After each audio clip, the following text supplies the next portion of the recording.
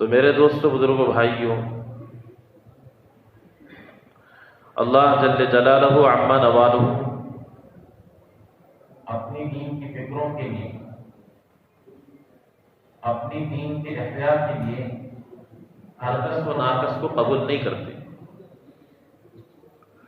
اور جس بندے سے اللہ رب العزت کو محبت ہوتی ہے، اللہ رب العزت اس سے اپنی دین کے احیاء کا کام لیتے ہیں، اپنی دین کی فکروں کے لیے اس کو جمع فرماتے ہیں۔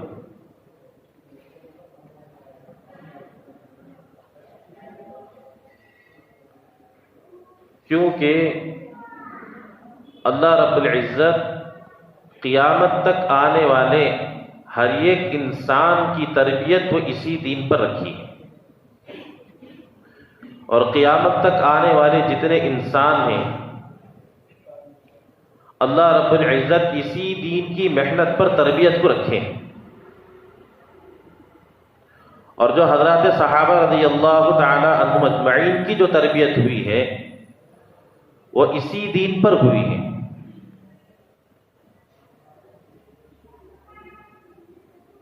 اس لیے حضرت جی مولانا یوسف صاحب رحمۃ اللہ علیہ فرمایا کرتے تھے، مجھے میرے اس کام پر اتنا یقین ہے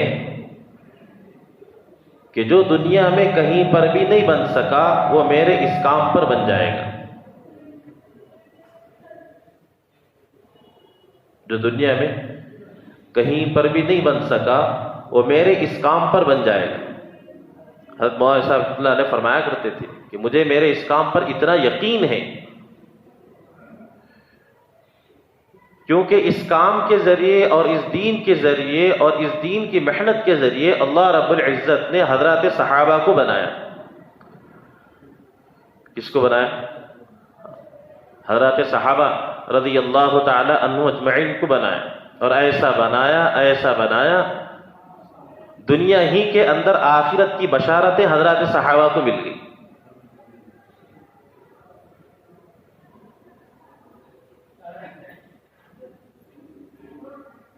اور حضرت فرمایا کرتے تھے کہ جو میرے اس کام پر بگڑ جائے گا دنیا میں کوئی چیز ایسی نہیں ہے جو اس کو پھر بنا سکے۔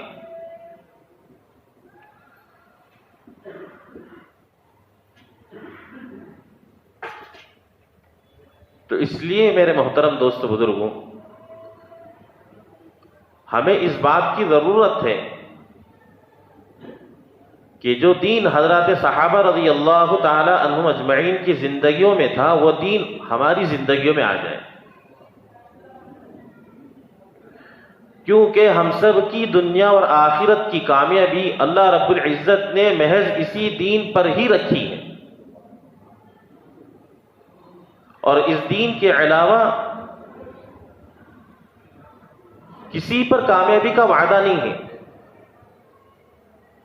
کسی پر کامیابی کا وعدہ نہیں ہے۔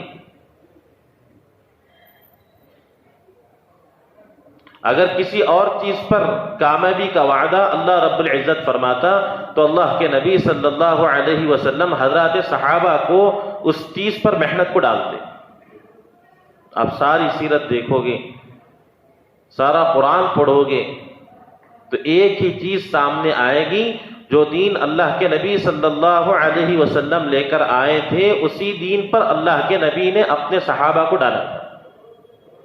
اسی لیے صحابہ دنیا کے اندر چمکے ہیں، اسی لیے صحابہ کو دنیا ہی میں آخرت کی بشارتیں ملی ہیں۔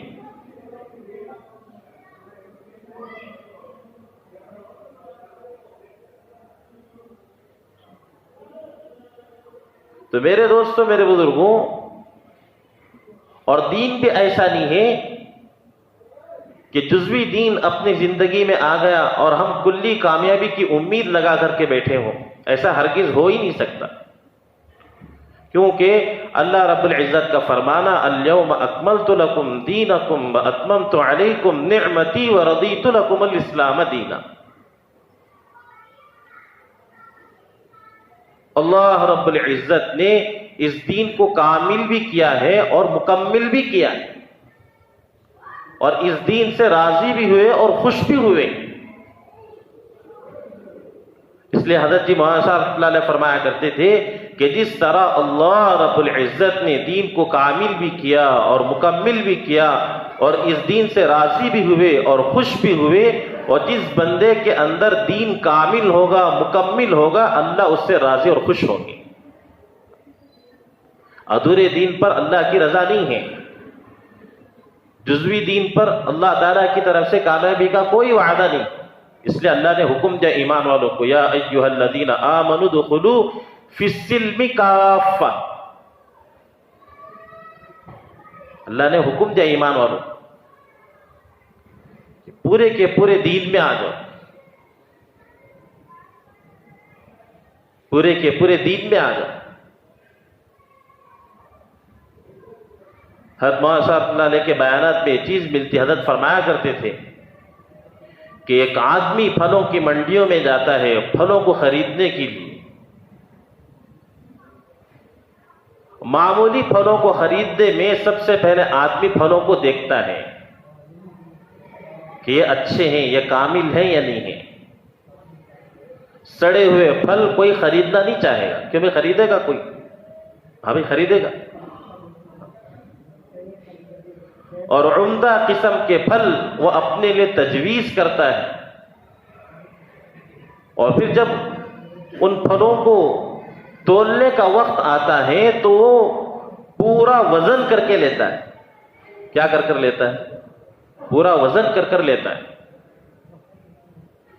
تول کے اندر اگر کمی آ جائے گی تو آدمی برداشت نہیں کرے گا، برداشت کرے گا؟ بھلے تول سے آگے ایک پھل زائد ہو جائے اس کو قبول کر لے گا، لیکن تول سے کم یہ ہرگز قبول نہیں کرے گا۔ یہ بھی قبول کرے گا؟ حضرت مثال دے کر فرمایا کرتے تھے، جب ایک آدمی پھلوں کو خریدنے میں کامل بھی دیکھتا ہے اور مکمل بھی دیکھتا ہے تو اللہ رب العزت جس دین پر اتنی بڑی کامیابی کا وعدہ کیا ہے، اگر دین انسان کی زندگی میں کامل نہ ہو اور مکمل نہ ہو تو اللہ اسے کیسے کامیاب کرے گا؟ بھائی بات سمجھ میں آ رہی کہ نہیں آ رہی؟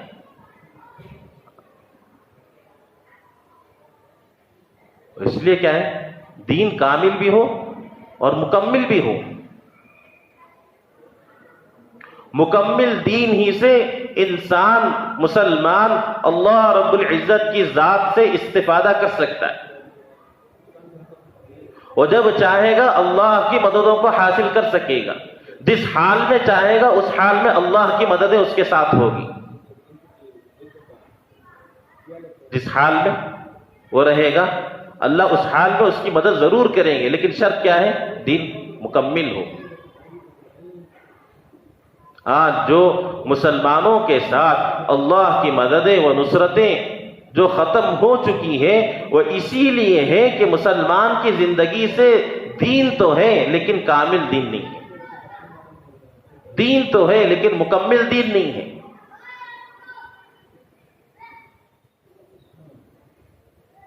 ہم دنیا پر محنت کر رہے ہیں، دنیا کے اسباب پر محنت کر رہے ہیں، دنیا کی شکلوں پر محنت کر رہے ہیں، اور دین اپنی زندگی سے نکل رہا اور ہم اپنے اسباب میں اللہ رب العزت سے کامیابی کی امید لگا کر کے بیٹھے ہیں۔ تو میرے دوستوں، میرے بزرگوں، اب بتائیں اللہ اسباب میں کامیاب کیسے کرے گا؟ اللہ اسباب میں کامیاب کرنے کے لیے سب سے پہلے انسان مسلمان کی زندگی کے اندر دین کو دیکھتا ہے۔ یہ جو تجارت کر رہا ہے اس کی زندگی میں تجارت کا دین کتنا ہے؟ یہ جو ملازمت کر رہا ہے اللہ ملازم کو اس کی ملازمت میں کامیاب کرنے کے لیے سب سے پہلے اس کے اندر دین کو دیکھیں گے۔ سب سے پہلے کیا دیکھیں گے؟ دین کو دیکھیں گے۔ اور حاکم کو اپنی حکومت میں کامیاب کرنے کے لیے اللہ رب العزت سب سے پہلے اس کی زندگی میں دین کو دیکھیں گے، اس کے اندر دین کتنا ہے۔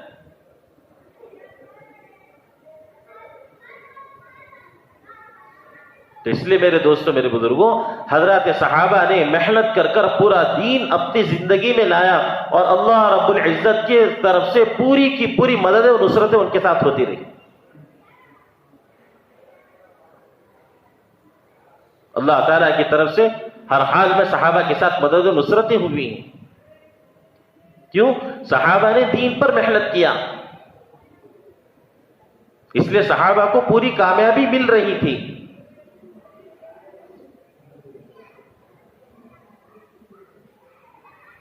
تو اس لیے میرے دوستوں، میرے بزرگوں، صحابہ کی زندگی کو دیکھنا ہے کہ صحابہ کی زندگی میں دین کیسے آیا، اور صحابہ کے دین کو اپنی زندگی میں لانے کے لیے کیا اعمال تھے، کیا افعال تھے. وہ صحابہ کی ساری صلاحیتیں اس دین کے لیے لگ رہی تھی، اور ہماری صلاحیتیں دنیا پر لگ رہی. حضرت مولانا صاحب رحمۃ اللہ علیہ فرمایا کرتے تھے، 3 چیزیں ہیں انسان کی، اور یہ 3 چیزیں جس چیز پر لگے گی انسان کو اس چیز سے فطری محبت ہو جائے. اور فطری محبت ایسی محبت ہوتی ہے کہ انسان اس چیز کے نقصان کو برداشت نہیں کرے گا. انسان اس چیز کے نقصان کو ہرگز برداشت نہیں کرے گا. ایک ہے جان، اور ایک ہے مال، اور ایک ہے وقت. یہ تینوں چیزیں حضرات صحابہ کی دین پر لگ رہی تھیں، اس لیے صحابہ کو دین کا نقصان برداشت نہیں ہو رہا. ابوبکر صدیق رضی اللہ تعالی ساری چیزیں دین پر لگائی، اور پھر بھی کیا فرما رہے، اَيَنْقُصُ الدِّينُ وَأَنَا حَيٌّ، دین کو نقصان ہوتا رہے اور ابوبکر زندہ رہے، یہ ہرگز ہو ہی نہیں سکتا. دین کے نقصان کو صحابہ ہرگز برداشت نہیں کر سکتے تھے. اور ہماری یہ ساری تینوں کی تینوں چیزیں دنیا پر لگ رہی اور دنیا کے اسباب پر لگ رہی، اس لیے ہمیں دنیا کا نقصان برداشت نہیں ہو رہا.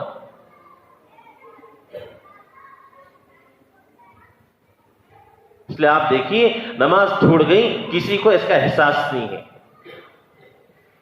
دکان تھوڑی دیر کے لیے بند ہو گئی، اس کے نقصان کا، اس کے بند ہونے کا، اس کے بند ہونے میں جو نقصان ہے اس کا اثر فوراً دلوں پر آ جاتا ہے.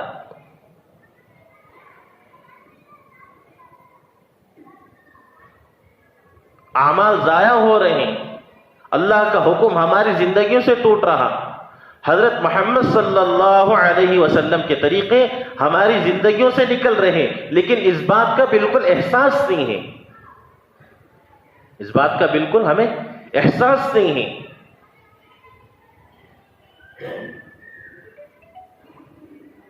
تھوڑا سا نقصان ہماری فیکٹریوں میں ہو گیا، تھوڑا سا نقصان ہمارے کھیت و باغ میں ہو گیا، تھوڑا سا نقصان ہماری تجارت میں ہو گیا، تو راتوں کی نیندیں ہماری اجڑ جاتی، دن کا چین نکل جاتا ہے.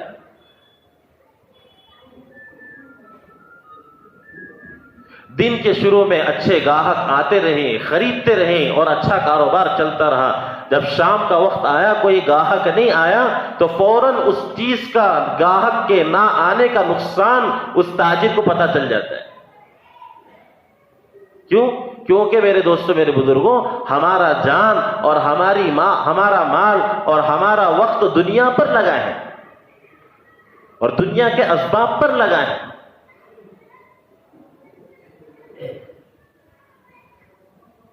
اور وہاں حضرات صحابہ رضی اللہ تعالی عنہ اجمعین کے ہاں، ان کی زندگیوں میں ان کے پاس ایک ایک عمل اگر ضائع ہو رہا ہے، صحابہ کی نیندیں خراب ہو جا رہی. وہ صحابہ اتنے متفکر ہو رہے، کیسے کیسے حالات حضرات صحابہ پر آ گئے. دین سے ہٹانے کے لیے باطل نے کیا کیا اسباب اختیار کیے اور کیا کیا تدابیر اختیار کیے، لیکن صحابہ دین سے رتی بھر اپنے پیٹھ کو پھیرنے کے لیے راضی نہیں ہوتی تھی. حضرت عبداللہ ابن حذافہ رضی اللہ تعالی عنہ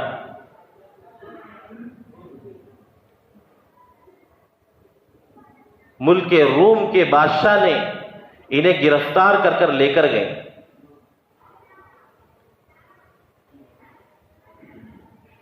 اور پھر ان سے فرمانے لگے کہ ہم تمہیں روم کی ساری سلطنت دیں گے اور تمہیں روم کا بادشاہ بنا لیں گے،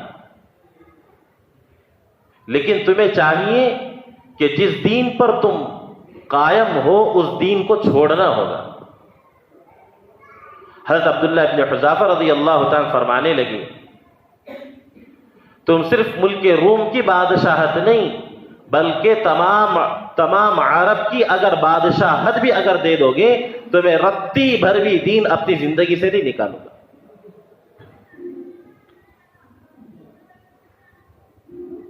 ہمارے حضرت فرماتے ہیں کہ حضرت عبداللہ ابن حذافہ رضی اللہ تعالیٰ عنہ کو اس وقت روم کے بادشاہ اگر ساری دنیا کا بادشاہ بھی اگر بنا دیتا اور ساری دنیا کی سلطنت بھی ان کے آگے کر دیتا, تب بھی حضرت عبداللہ ابن حذافہ رتی بھر بھی دین سے پھرنا نہیں چاہتے. یہ حضرت صحابہ رضی اللہ تعالیٰ عنہم اجمعین تھے.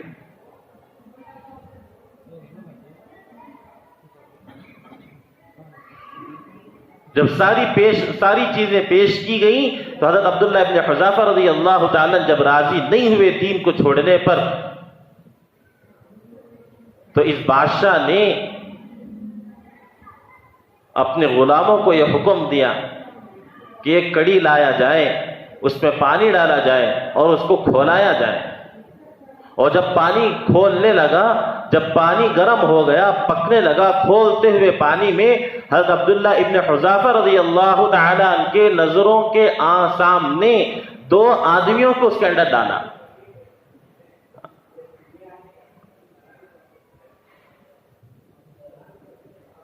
کھولتے ہوئے پانی میں حضرت عبداللہ ابن حذافہ رضی اللہ تعالیٰ عنہ کی نظروں کے آگے 2 آدمیوں کو اس کے اندر ڈالا. اور جیسے ڈالا تو حضرت عبداللہ ابن حذافہ رضی اللہ تعالیٰ عنہ کے آنکھوں سے آنسو آنے لگے اور رونے لگے. تو یہ بادشاہ سمجھنے لگا کہ اب ان کا دل نرم ہو گیا ہے, اب ہماری بات کا اثر ان کے دل پر ہوگا. یہ سوچ کر حضرت عبداللہ ابن حذافہ رضی اللہ تعالیٰ عنہ سے بادشاہ فرمانے لگا, کیا آپ اس بات پر راضی ہو کہ تم دین کو چھوڑ دو گے اور ہمارے دین کو اختیار کر لو گے؟ تو حضرت عبداللہ ابن حذافہ رضی اللہ تعالیٰ فرمانے لگے کہ میں اس بات پر نہیں رو رہا ہوں کہ تم نے میرے آگے 2 آدمیوں کو کھولتے ہوئے پانی میں ڈالا ہے. میں اس بات پر نہیں رو رہا ہوں کہ تھوڑی دیر میں مجھے بھی اس پانی میں ڈال دیا جائے گا. میں اس بات پر ہرگز نہیں رو رہا ہوں. تو بادشاہ حیران ہو گیا اور پھر پوچھنے لگا, تو پھر کس بات پر رو رہے ہیں؟ تو حضرت عبداللہ ابن حذافہ رضی اللہ تعالیٰ فرمانے لگے, ایک ہی جان ہے میری, وہ آج جل کر ختم ہو جائے. اور اللہ کے کتنے بڑے احسانات ہیں مجھ پر, اللہ کے کتنے بڑے انعامات ہیں مجھ پر. کاش کے جسم میں جتنے بال ہیں اتنی جانیں اگر میری ہوتی تو اللہ کے دین کے لیے ایک ایک کر کے قربان کر دیتا. اللہ کے دین کے لیے ایک ایک کر کے قربان کر دیتا.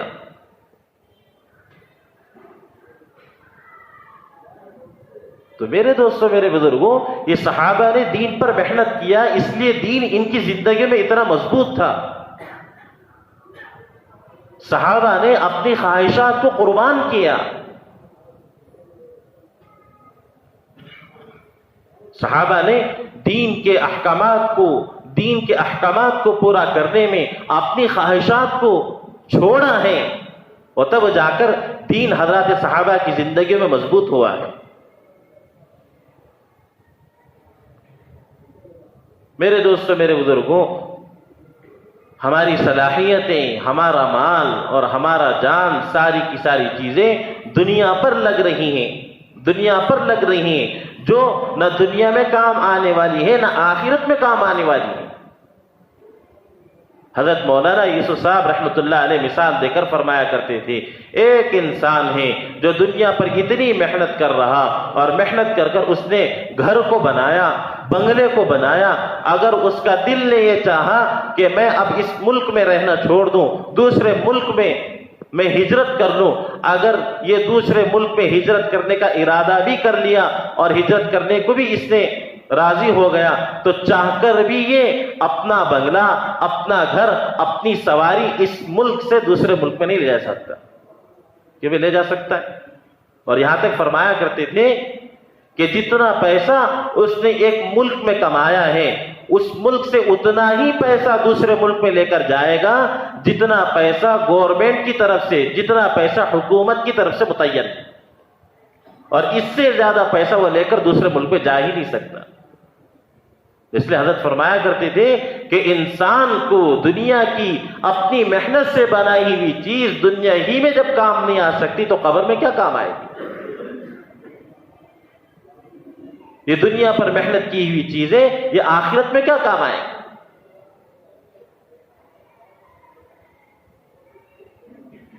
انسان نے دنیا پر محنت کی تو دنیا کو سمجھا، ڈاکٹر نے اپنی ڈاکٹری پر محنت کی تو اپنی ڈاکٹری سے ہونے والے فائدے کو اس نے سمجھا،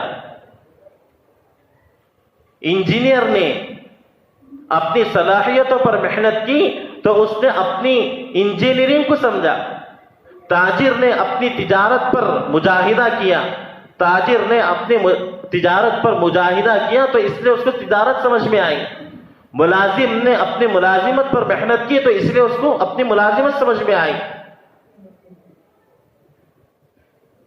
جس چیز پر محنت کی جائے گی میرے دوستوں میرے بزرگوں اس چیز کا فائدہ ظاہر ہوگا۔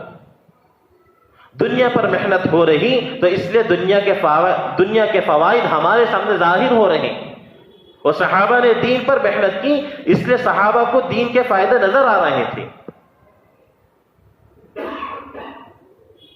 اس لیے حضرات صحابہ رضی اللہ تعالی عنہم اجمعین کو اگلی محنت کے لیے تیار کر رہے تھے۔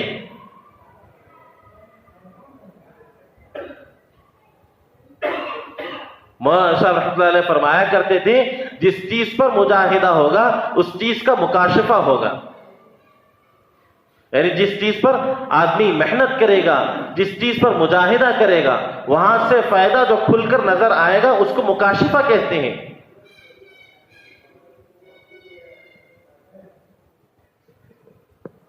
حضرت فرماتے تھے مکاشفہ ہی محرک محنت ہے، یہ اگلی محنت کے لیے اس کا فائدہ ہی اس کو تیار کرے گا۔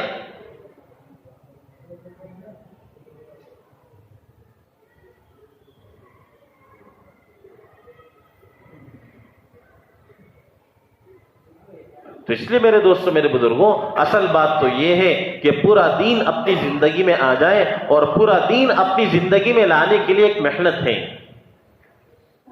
پورا دین اپنی زندگی میں لانے کے لیے ایک محنت ہے، ایک مجاہدہ ہے، ایک قربانی ہے۔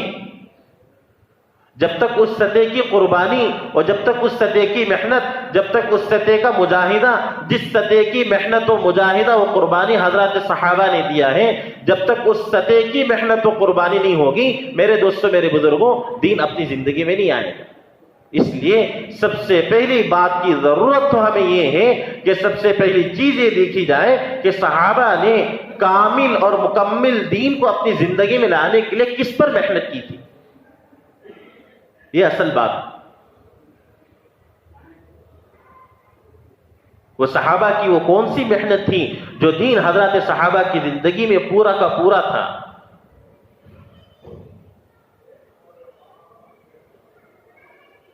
تو میرے دوستوں میرے بزرگوں دیکھنے پر یہ بات معلوم ہوگی، دیکھنے پر یہ بات معلوم ہوگی اللہ کے نبی صلی اللہ علیہ وسلم نے سب سے پہلے حضرات صحابہ کو ایمان اور ایمان کی محنت پر ڈالا تھا۔ صحابہ نے ایمان پر محنت کی اس لیے صحابہ کی زندگی میں پورا کا پورا کامل و مکمل دین تھا۔ ایک تابعی حضرت عبداللہ ابن مسعود رضی اللہ تعالی عنہ کے پاس آئے اور آ کر فرمانے لگے چچا جان جو آپ نے قرآن کو سنا ہے وہی قرآن کو ہم نے سنا ہے، اور جن احادیث کو آپ نے سنا ہے ان احادیث کو ہم نے سنا ہے، وہی احادیث کو ہم نے سنا ہے۔ لیکن کیا بات ہے کہ جو اعمال آپ کے مضبوط ہیں وہ اعمال ہمارے مضبوط نہیں ہیں۔ آپ کی نمازیں مضبوط ہیں ہماری نمازیں کمزور ہیں، آپ کے روزے مضبوط ہیں ہمارے روزے کمزور ہیں، آپ کی ذکر و تلاوت مضبوط ہے ہماری ذکر و تلاوت کمزور ہے۔ آپ کے اور ہمارے اعمال میں بہت فرق ہے۔ تو حضرت عبداللہ ابن مسعود رضی اللہ تعالیٰ فرمانے لگے کہ بھتیجے اصل بات تو یہ ہے کہ ہم نے سب سے پہلے اپنے ایمان پر محنت کی.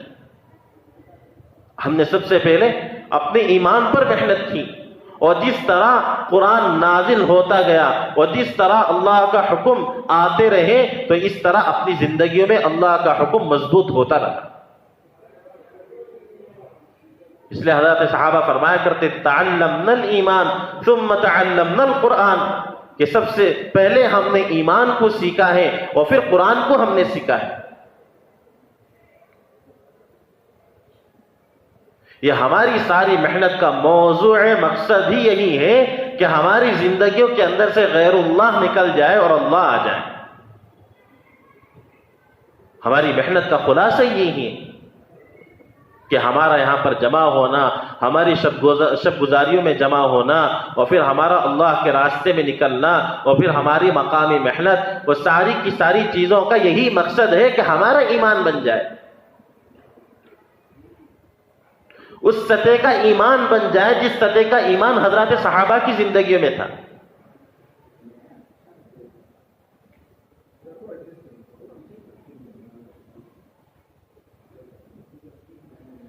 وہ سطح کا ایمان بن جائے جس سطح کا ایمان حضرات صحابہ رضی اللہ تعالی عنہ اجمعین کی زندگیوں کے اندر تھا.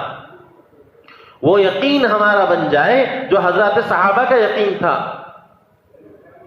اور کوئی مقصد نہیں ہے، بس مقصد یہی ہے کہ ایک ایک کے پاس جا کر غیر اللہ کی نفی کرنا، اسباب کی نفی کرنا اور اللہ کی وحدانیت کی دعوت دینا. یہ ہمارا اللہ کے راستے میں نکلنا، یہ ہمارا شب گزاریوں میں جمع ہونا، یہ ہمارا گشت کرنا، یہ ہمارے ماہانہ جوڑ، جتنے امور دعوت کے ہیں، ان ساروں کا خلاصہ ہی یہی ہے کہ ہمارے اندر یقین آ جائے، ہمارے اندر اللہ کا یقین آ جائے. مشہور قول ہے حضرت مولانا الیاس صاحب رحمۃ اللہ علیہ کا، بارہا ہم نے سنا ہے کہ میرے اس کام کا کوئی نام نہیں ہے. یہ تو لوگوں نے تبلیغ ایک نام رکھ دیا ہے. اگر میں چاہتا تو اس کام کا نام وہ تحریک ایمان رکھتا، یعنی ایمان کو حرکت دینے والی محنت. اور اسی محنت کے ذریعے میرے دوستوں، میرے بزرگوں، صحابہ کا ایمان بنا ہے. اسی محنت کے ذریعے صحابہ کا ایمان بنا ہے. کسی نے پوچھا حضرت مولانا صاحب رحمۃ اللہ علیہ سے، یا غالباً حضرت مولانا الیاس صاحب رحمۃ اللہ علیہ سے، آپ اس محنت سے کیا چاہ رہے ہیں؟ آپ اس محنت سے کیا چاہ رہے ہیں؟ تو حضرت فرمانے لگے کہ میں تو اس محنت سے یہ چاہ رہا ہوں کہ جس سطح پر اللہ کے نبی صلی اللہ علیہ وسلم نے امت کو چھوڑ کر گئے تھے، دوبارہ یہ امت اس سطح پر آ جائے اس محنت کے ذریعے.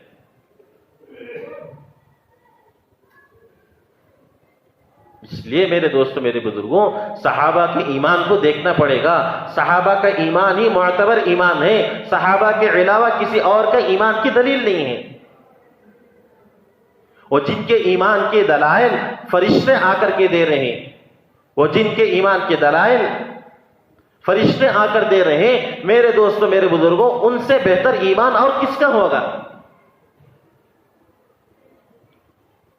اس لیے حکم دیا گیا آمنو کما آمن الناس، کہ ایمان لاؤ کس طرح کہ جس طرح تم سے پہلے لوگ ایمان لا چکے. مفسرین لکھتے ہیں پہلے لوگوں سے مراد وہ حضرات صحابہ ہیں، حضرات صحابہ کے علاوہ اور کوئی نہیں ہے.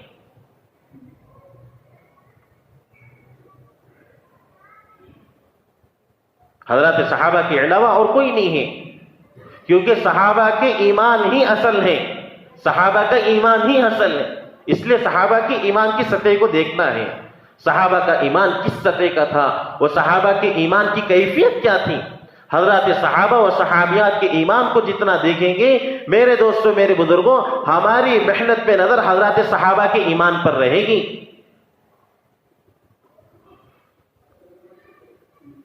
کیا کیفیت تھی حضرات صحابہ و صحابیات کے ایمان کی، کس درجے کا ایمان تھا.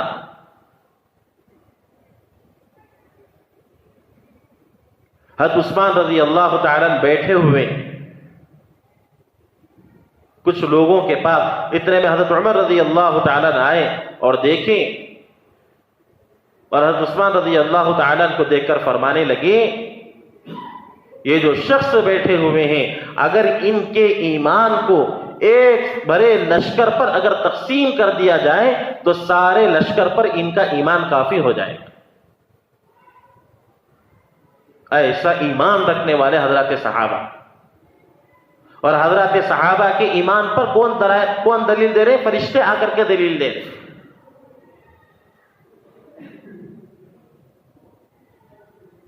میرے دوستوں، میرے بزرگوں، کہ ہمیں یہ دیکھنا ہے کہ صحابہ کا ایمان کیسا تھا اور ہمارا ایمان کیسا ہے. وہ صحابہ کی ایمان کو بنانے کی محنت کیسی تھی اور ہمارے ایمان کو بنانے کی محنت کیسی ہے.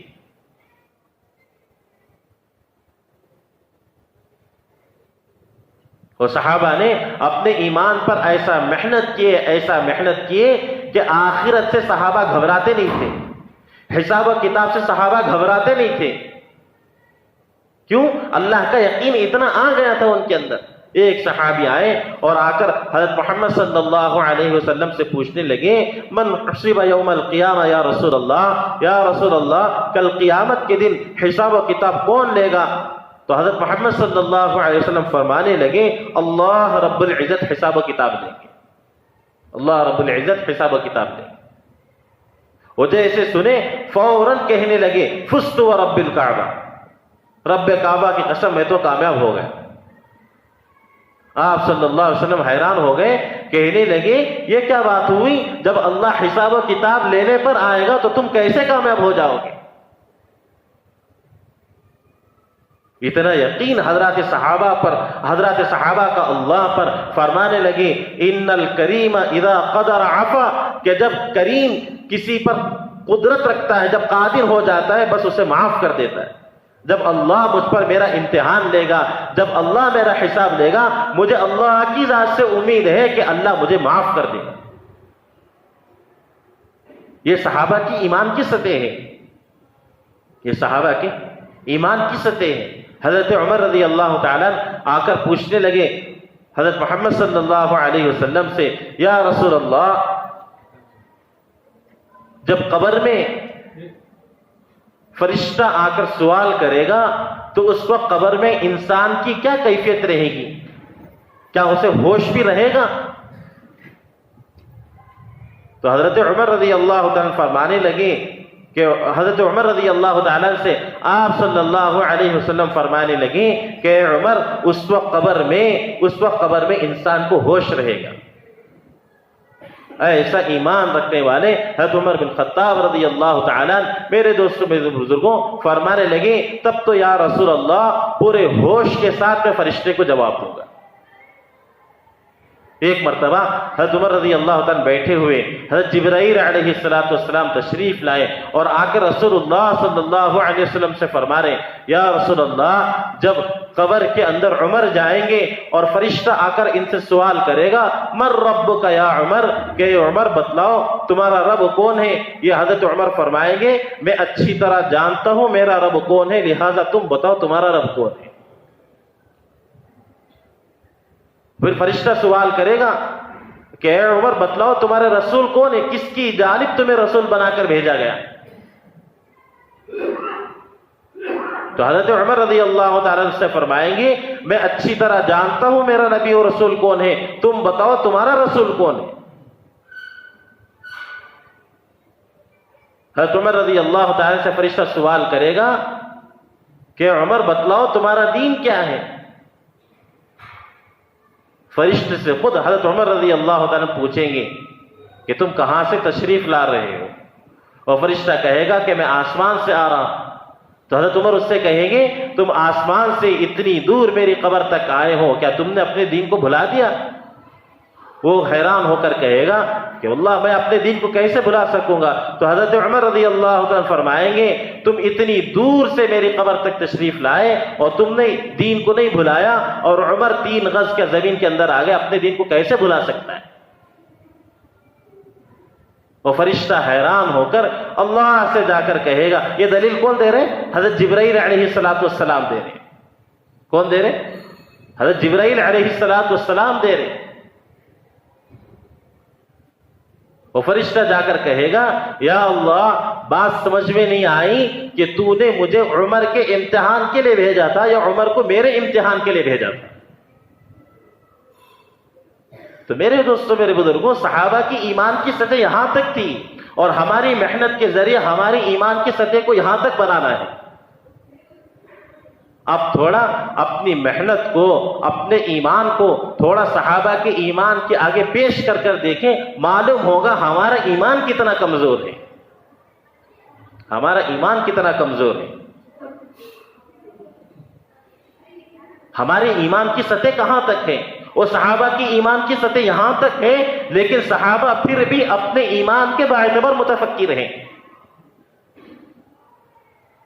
اور ہمارے ایمان سے ہمارے اعمال مضبوط نہیں ہو رہے لیکن میرے دوستوں میرے بزرگوں ہم اپنے ایمان کے باعتبار فکر مند نہیں ہیں, بے فکری چھائی ہوئی ہیں, بے فکری چھائی ہوئی ہیں. کیا فرما رہے حضرت عمر رضی اللہ تعالی کل قیامت کے دن یہ اعلان ہو جائے کہ سارے لوگ جنت میں جائیں گے, صرف ایک دوزخ کے اندر جائے گا. حضرت عمر رضی اللہ تعالی فرمانے لگے میں اس بات کا یقین رکھتا ہوں کہ وہ ایک شخص جو دوزخ کے اندر جائے گا وہ عمر ہی ہوگا. ایسے متفکر صحابہ اپنے ایمان کے باعتبار, ایسے متفکر صحابہ حضرت اپنے ایمان کے باعتبار. تو میرے دوستوں میرے بزرگوں ایک نظر اپنے ایمان کی طرف دیکھیں. کیا ہماری محنت کے ذریعے, جی ہماری محنت کے ذریعے, ہمارے 2.5 گھنٹے کے ذریعے, ہمارے گشتوں کے ذریعے, ہمارے اللہ کے راستے میں نکلنے کے ذریعے کیا میرے ایمان کی سطح یہاں تک ہے؟ اگر نہیں ہے تو میرے دوستوں میرے بزرگوں کہاں تک ہمیں محنت کرنے کی ضرورت ہے؟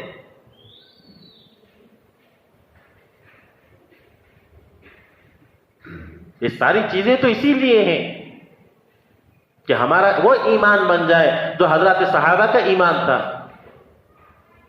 ہمارا وہ ایمان بن جائے جو حضرات صحابیات کا ایمان تھا.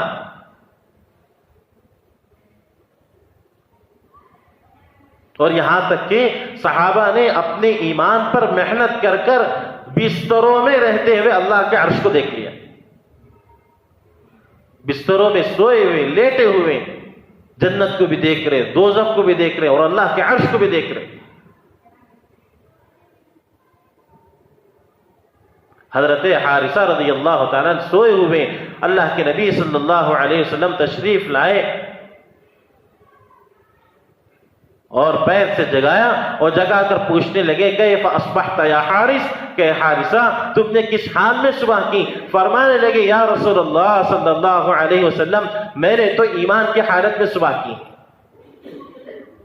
آپ تھوڑا اندازہ کیجئے, ایک آدمی سویا ہوا ہے اور نیند کی حالت میں جاگ کر یہ کہہ رہا ہے, نیند کی حالت میں یہ کہہ رہا ہے کہ میں نے ایمان کی حالت میں صبح کی.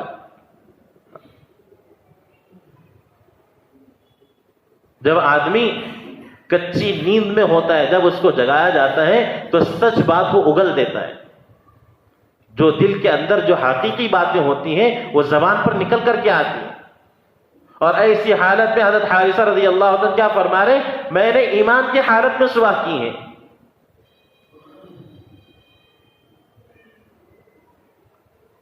آپ صلی اللہ علیہ وسلم فرمانے لگے کہ اے حارثہ ہر قول کی ایک دلیل ہے, ہر بات کی ایک حقیقت ہوتی ہے. تمہارے ایمان کی دلیل, تمہارے ایمان کی حقیقت کیا ہے؟ حضرت حارثہ رضی اللہ عنہ فرمانے لگے یا رسول اللہ سب سے پہلی چیز تو یہ ہے کہ میں نے اپنے نفس کو دنیا سے پھیر لیا ہے. دنیا کی خواہشات میرے دل کے اندر نہیں ہیں, دنیا کی خواہشات میرے دل کے اندر نہیں ہیں. میں نے دنیا سے بے رغبتی اختیار کر لی. دنیا کے حالات کا تصور, دنیا کے حالات کے اثرات یہ حضرات صحابہ کے دلوں پر نہیں ہوا کرتے تھے.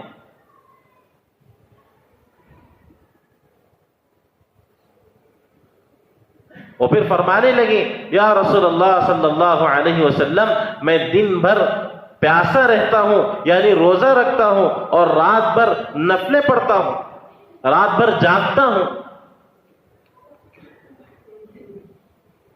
اور پھر میرے ایمان کی کیفیت یہ ہے اور میرے ایمان کی حقیقت یہ ہے کہ میں اپنی آنکھوں سے جنت میں جنتیوں کو ایک دوسرے کو ملتے ہوئے اور جہنم میں جہنمیوں کو ایک دوسرے پر چلاتے ہوئے چیختے ہوئے اور اللہ کے عرش کو میرے سامنے لایا جا رہا, یہ سارے مناظر میں اپنے آنکھوں سے دیکھ رہا ہوں. یہ سارے مناظر میں اپنے آنکھوں سے دیکھ رہا ہوں.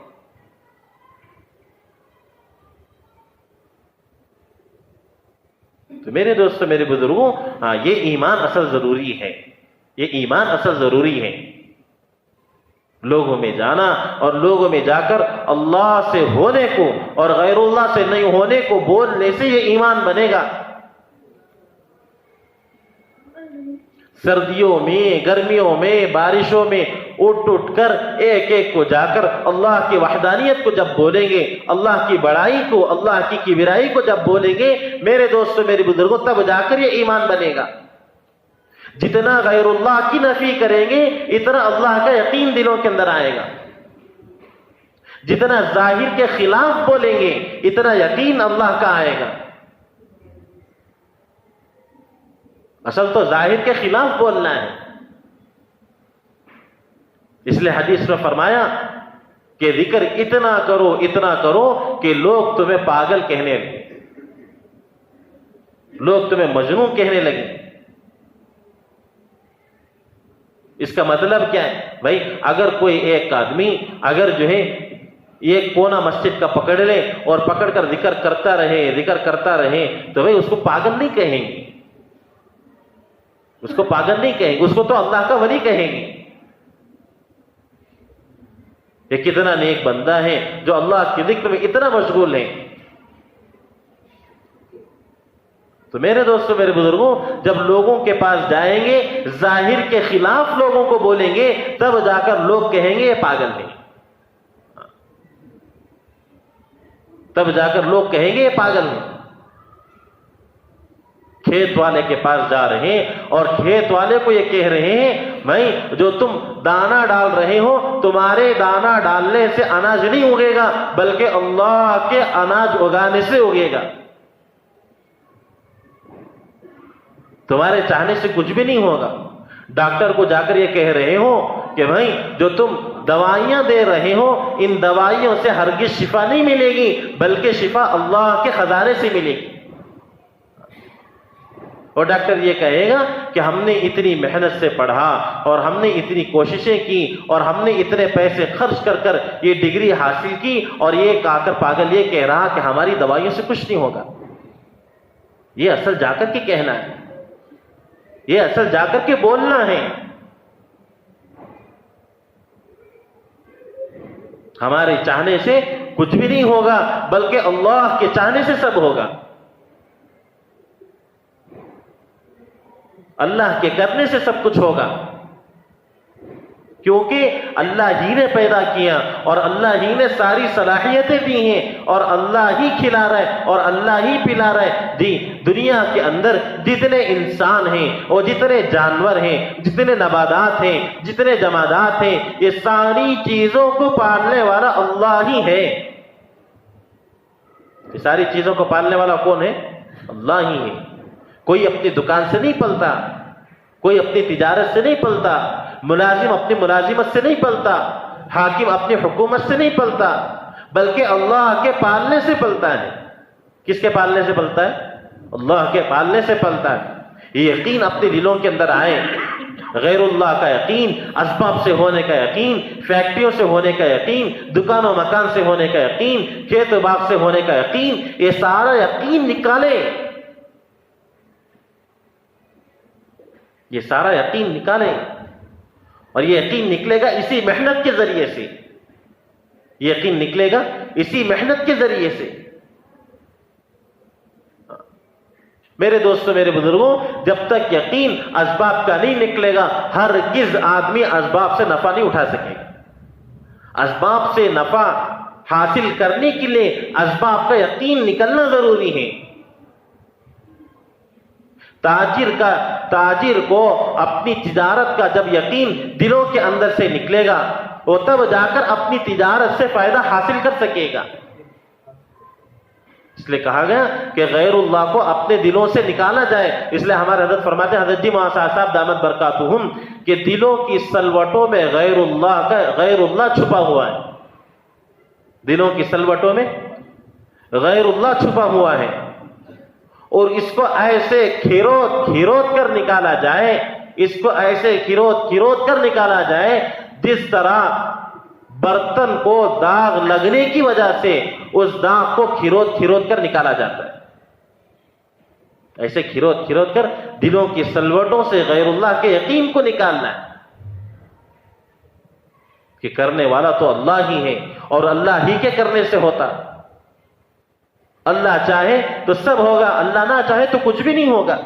حضرت علی رضی اللہ تعالیٰ دو آدمیوں کا فیصلہ لے کر ایک دیوار سے ٹیک لگا کر کے بیٹھ گئے، اور اتنے میں ایک صاحب آئے اور فرمانے لگے کہ امیر المؤمنین اس دیوار سے ٹیک مت لگائیے، یہاں سے فوراً اڑ جائیے، دیوار پوخل ہو گئی ہے، یہ کبھی بھی گر سکتی ہے اور آپ پر پڑے گی تو آپ کو نقصان ہوگا، آپ ہلاک ہو جاؤ گے. حضرت علی رضی اللہ تعالیٰ فرمانے لگے اگر اللہ تبارک و تعالیٰ نے میری مقدر میں نقصان لکھا ہے تو نقصان ہو کر رہے گا. اطمینان سے ٹیک لگا کر بیٹھے رہے اور دونوں آدمیوں کا فیصلہ کیا، اور پھر وہاں سے اٹھے اور جیسے اٹھ کر تھوڑی دور آگے گئے اور تب جا کر وہ دیوار گری. ایسا یقین حضرات صحابہ کا اللہ سے ہونے کا. اس لیے اللہ تبارک و تعالیٰ نے سب سے پہلے حضرات انبیاء علیہم السلام کے یقین کو بنایا. اس لیے اللہ قرآن کو جتنا پڑھیں گے، انبیاء کے واقعات کو جتنا پڑھیں گے، انبیاء والا یقین آئے گا. جتنا حضرات صحابہ کو پڑھیں گے، صحابہ والا یقین اپنی زندگیوں کے اندر آئے گا. اس لیے ہمارے حضرت فرماتے ہیں، حضرت جی مولانا صاحب جتنا قرآن پڑھو گے اتنا یقین آئے گا. اخبار پڑھنے سے غیر اللہ کا یقین آتا ہے اور قرآن کو پڑھنے سے اللہ کا یقین آتا ہے. قرآن کو پڑھنے سے اللہ کا یقین حاصل ہوگا اور اخبار کو پڑھنے سے غیر اللہ کا یقین دلوں کے اندر آئے گا. حضرت مولانا یوسف صاحب نور اللہ مرقدہ فرمایا کرتے تھے، کام کرنے والا جب اس کی نظر اخبار پر پڑتی ہے، جب وہ اخبار پڑھتا ہے تو پورے دن ایمان کی بات وہ کر ہی نہیں سکتا. پورے دن وہ ایمان کی بات کر ہی نہیں سکتا. آج ہمارا حال یہی ہو گیا. ہماری محنت کا رخ بدل گیا.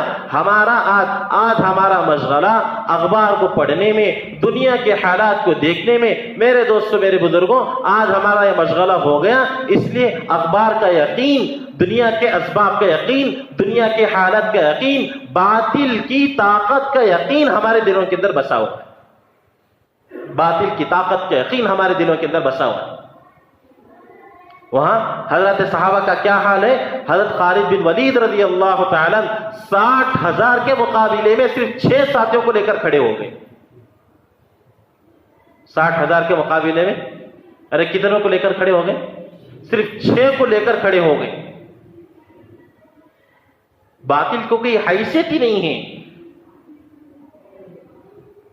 اللہ کی طاقت کے آگے باطل چاہے جتنی بھی محنت کر لے. مولانا صاحب رحمۃ اللہ علیہ فرمایا کرتے تھے، اگر باطل محنت کرتے کرتے کرتے کرتے اس کی طاقت آسمان کو بھی چھو لے، جبکہ کوئی وہاں تک نہیں پہنچ سکتا، اگر آسمان تک بھی اس کی طاقت چھو جائے تب بھی جب اللہ کرنے پر آئیں گے تو اس کی ساری طاقتوں پر پانی پھیر جائے گا.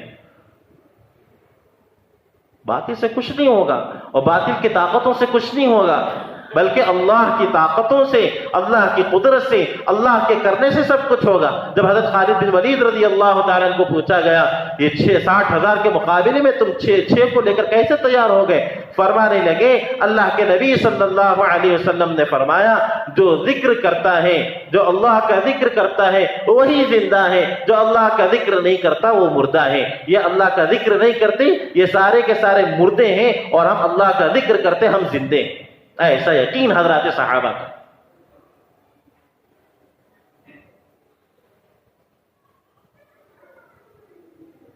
تو میرے دوستوں میرے بزرگوں ہماری محنت کا خلاصہ ہی یہی ہے کہ ایسا یقین آ جائے کہ اللہ کرنے والا ہے، اللہ کرنے والا ہے۔ جب اللہ کی ذات پر یقین ہوگا، اللہ تعالیٰ تو شکل وہی رکھیں گے لیکن شکل کی صفت کو بدل دیں گے۔ جیسے حضرت ابراہیم علیہ السلام کے آگے آگ ہے، حضرت ابراہیم علیہ السلام کے آگے کیا ہے؟ آگ ہے، جل رہی ہے، کوئی اس آگ کے اوپر سے جل نہیں سکتا، اتنی تیز آگ اور اتنی بھیانک آگ، کوئی اس کے آگے قریب بھی جاتا اس کی گرماہٹ سے وہ جل کر راکھ ہو جاتا، اتنی بھیانک آگ۔ لیکن اللہ کی ذات پر ایسا یقین، اللہ کی ذات پر ایسا یقین، فرشتہ آ گیا اور فرشتہ آ کر فرمانے لگا آپ حکم کریں ہم اس آگ کو بجھا دیں گے۔ لیکن ابراہیم علیہ السلام کا اتنا یقین اللہ پر، فرمانے لگے میرے لیے تو اللہ ہی کافی ہے، میرے لیے اللہ ہی کافی۔ اور جب آگ پہ ڈالا گیا، میرے دوستوں میرے بزرگوں، آگ کی صفت ہے جلانا لیکن آگ کی شکل تو وہی رہی۔ اللہ رب العزت نے حضرت ابراہیم علیہ السلام کے یقین کی بنیاد پر آگ کی صفت کو بدل دیا۔ وہی آگ ہے، وہی بھڑک رہی ہے، وہی تیز آگ ہے، لیکن حضرت ابراہیم علیہ السلام اطمینان سے آگ کے اندر تشریف فرمائے۔ اس لیے ہمارے حضرت فرماتے ہیں جب محنت کرتے کرتے جب دل کے اندر اللہ کا یقین جب آ جاتا ہے اور پھر آدمی شکلوں سے نہیں گھبراتا، آدمی کیا ہے شکلوں سے نہیں گھبراتا۔ حضرت موسیٰ علیہ السلام کو جب اللہ نے پوچھا کہ اے موسیٰ تم اپنے عصا سے کیا کیا کرتے ہو، کہنے لگے اے اللہ میں اس سے بکریوں کے لیے پتے جھاڑتا ہوں، میں اس سے ٹیک لگاتا ہوں اور بھی بہت سارے کام کرتا ہوں۔ اور پھر اللہ رب العزت نے حکم دیا اے موسیٰ اس عصا کو زمین پر ڈالو، تو جیسے زمین پر ڈالا گیا تو فوراً ہزہ بن گیا، اور فوراً کیا بن گیا؟ ہزہ بن گیا۔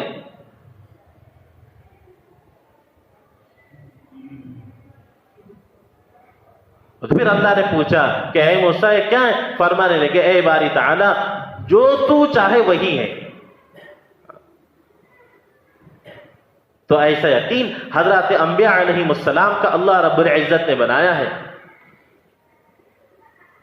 کوئی عقل تصور بھی نہیں کر سکتی سمندر کے اندر دوڑے، کوئی عقل تصور بھی نہیں کر سکتی کہ سمندر کے اندر راستے کھل جائیں، اور اللہ رب العزت نے اللہ پر یقین ہونے کی وجہ سے حضرت موسیٰ علیہ السلام کو اور ان کی قوم کو سمندر کے اندر راستے بنا کر کے دکھلائے۔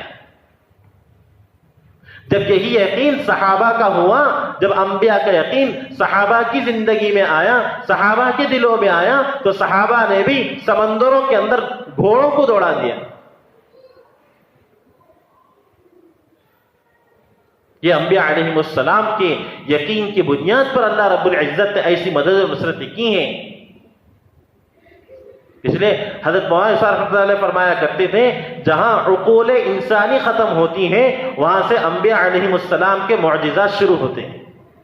جہاں انسان کی عقل ختم ہوتی ہے، کوئی عقل تصور کر ہی نہیں سکتی کہ سمندر کے اندر بھی راستے کھل جائیں، اور سمندر پر بھی آدمی اس طرح بھاگیں جس طرح زمین پر بھاگتے ہوں۔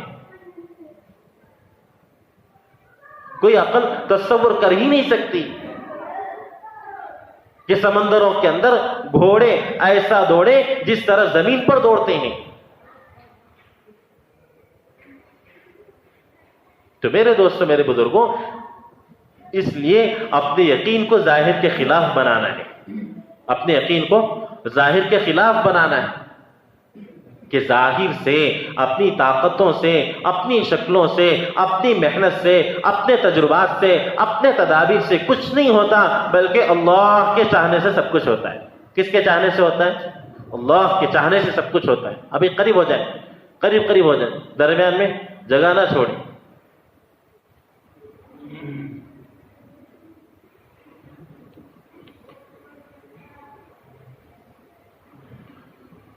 تو میرے دوستوں میرے بزرگوں، اللہ کے کرنے سے سب کچھ ہوتا ہے، اللہ کے کرنے سے سب کچھ ہوتا ہے.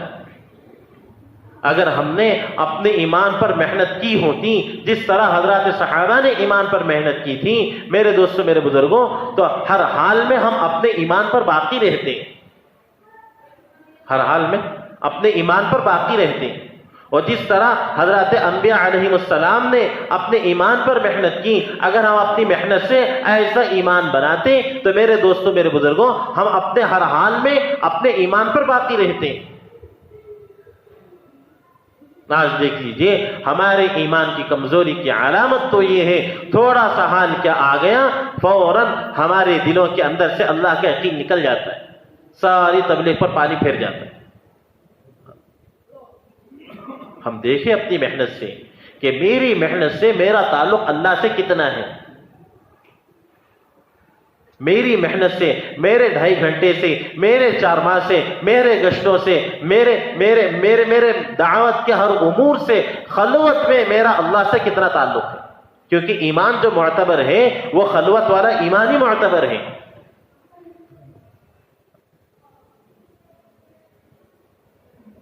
آدمی اجتماعی ماحول میں اعمال پر آسانی سے جم جاتا ہے. اصل مسئلہ انفرادی کا ہے. انفرادی میں اپنے ایمان کو تلاشیں کہ جب سارے دروازے بند ہو گئے، اندھیرا چھا گیا، سورج غروب ہو گیا، کوئی دیکھنے والا نہیں ہے، اس وقت میں میرے اعمال کی سطح کیا ہے؟ میں انفرادی اس ماحول میں میں اپنے اللہ کو کتنا راضی کر رہا ہوں؟ میں اس حال میں اپنے اللہ پر کتنا راضی کر رہا ہوں؟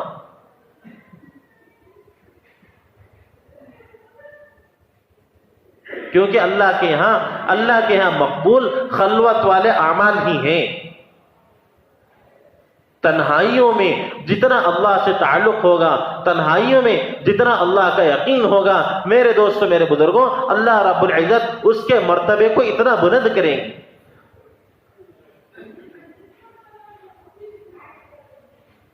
آج ہمارے پر ایمان کی محنت نہ ہونے کی وجہ سے، میرے دوستوں میرے بزرگوں حال کے آنے کی وجہ سے فوراً ہمارا یقین ظاہر کے ساتھ ہو جاتا ہے، باطن کے خلاف ہو جاتا ہے. وہ صحابہ نے ایسی محنت کی صحابہ کے یقین ظاہر کے خلاف. نظر تو آ رہا ہے ساری چیزیں ہو رہی ہیں، لیکن پھر بھی یقین رکھے ہیں کہ اللہ کے کرنے سے سب کچھ ہوگا، اللہ کے کرنے سے کچھ بھی نہیں ہوگا. اللہ تعالیٰ امتحان میں جو ڈالتا ہے وہ 2 طرح کے لوگوں کو ڈالتا ہے. حضرت مولانا رحمۃ اللہ علیہ کا مستقل اس پر بیان ہے. اللہ تعالیٰ امتحان میں ڈالتا ہے، وہ 2 طرح کے لوگوں کو امتحان میں ڈالتا ہے. ایک شخص وہ ہوگا جس کی زندگی میں ایمان اور اعمال نہیں ہوں گے، بالکل اس کی زندگی ایمان اور اعمال سے کوسوں دور ہوگی.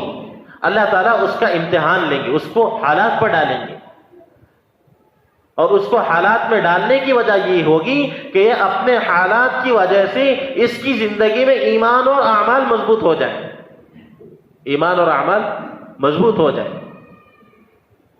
اور دوسرا وہ شخص ہے جس کا امتحان اللہ رب العزت لیں گے، جو اپنے ایمان اور اعمال پر جمع ہوگا، جو اپنے ایمان اور اعمال پر جمع ہوگا.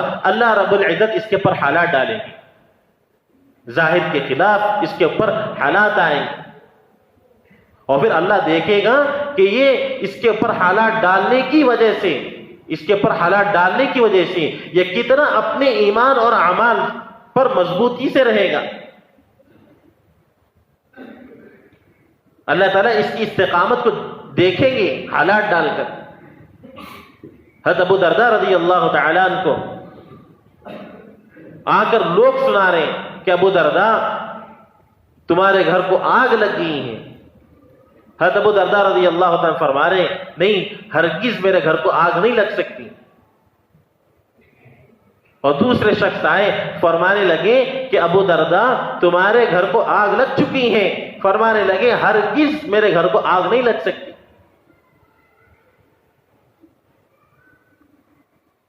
یہ ظاہر پر جب انہیں بتلایا جا رہا ہے، جب ان کو بتلایا جا رہا ہے کہ تمہارے گھر کو آگ لگ گئی ہے، لیکن یہ ظاہر کے خلاف اللہ پر یقین رکھتے ہوئے یہ کہہ رہے ہیں کہ میرے گھر پر ہرگز آگ لگ ہی نہیں سکتی۔ وہ تیسرے شخص آئے، فرمانے لگے ابو درداء تمہارے گھر پر آگ لگ گئی ہے، فرمانے لگے میرے گھر پر ہرگز آگ نہیں لگ سکتی۔ ہمارے حضرت فرما رہے تھے، حضرت جی مولانا صاحب، کہ اگر مدینے والے اور یہاں تک کہ سارے دنیا کے لوگ بھی آ کر اگر ابو درداء رضی اللہ تعالیٰ کو یہ کہتے ہیں کہ تمہارے گھر کو آگ لگ چکی ہے، تو اس وقت بھی حضرت ابو درداء رضی اللہ تعالیٰ ظاہر کے خلاف نفی کرتے۔ ایسا یقین حضرات صحابہ کا۔ تو میرے دوستوں، میرے بزرگوں، اللہ رب العزت یہ ایمان اور اعمال اور ایمان پر محنت کرنے والوں کا، ایمان والوں کا ہر طرح سے امتحان لے گا۔ اللہ دیکھے گا کہ اپنے ایمان اور اعمال میں تو مضبوط ہیں، جب ان کے اوپر حال آئیں گے، جب ان کے اوپر حالات آئیں گے تو یہ کتنے جمے رہیں گے۔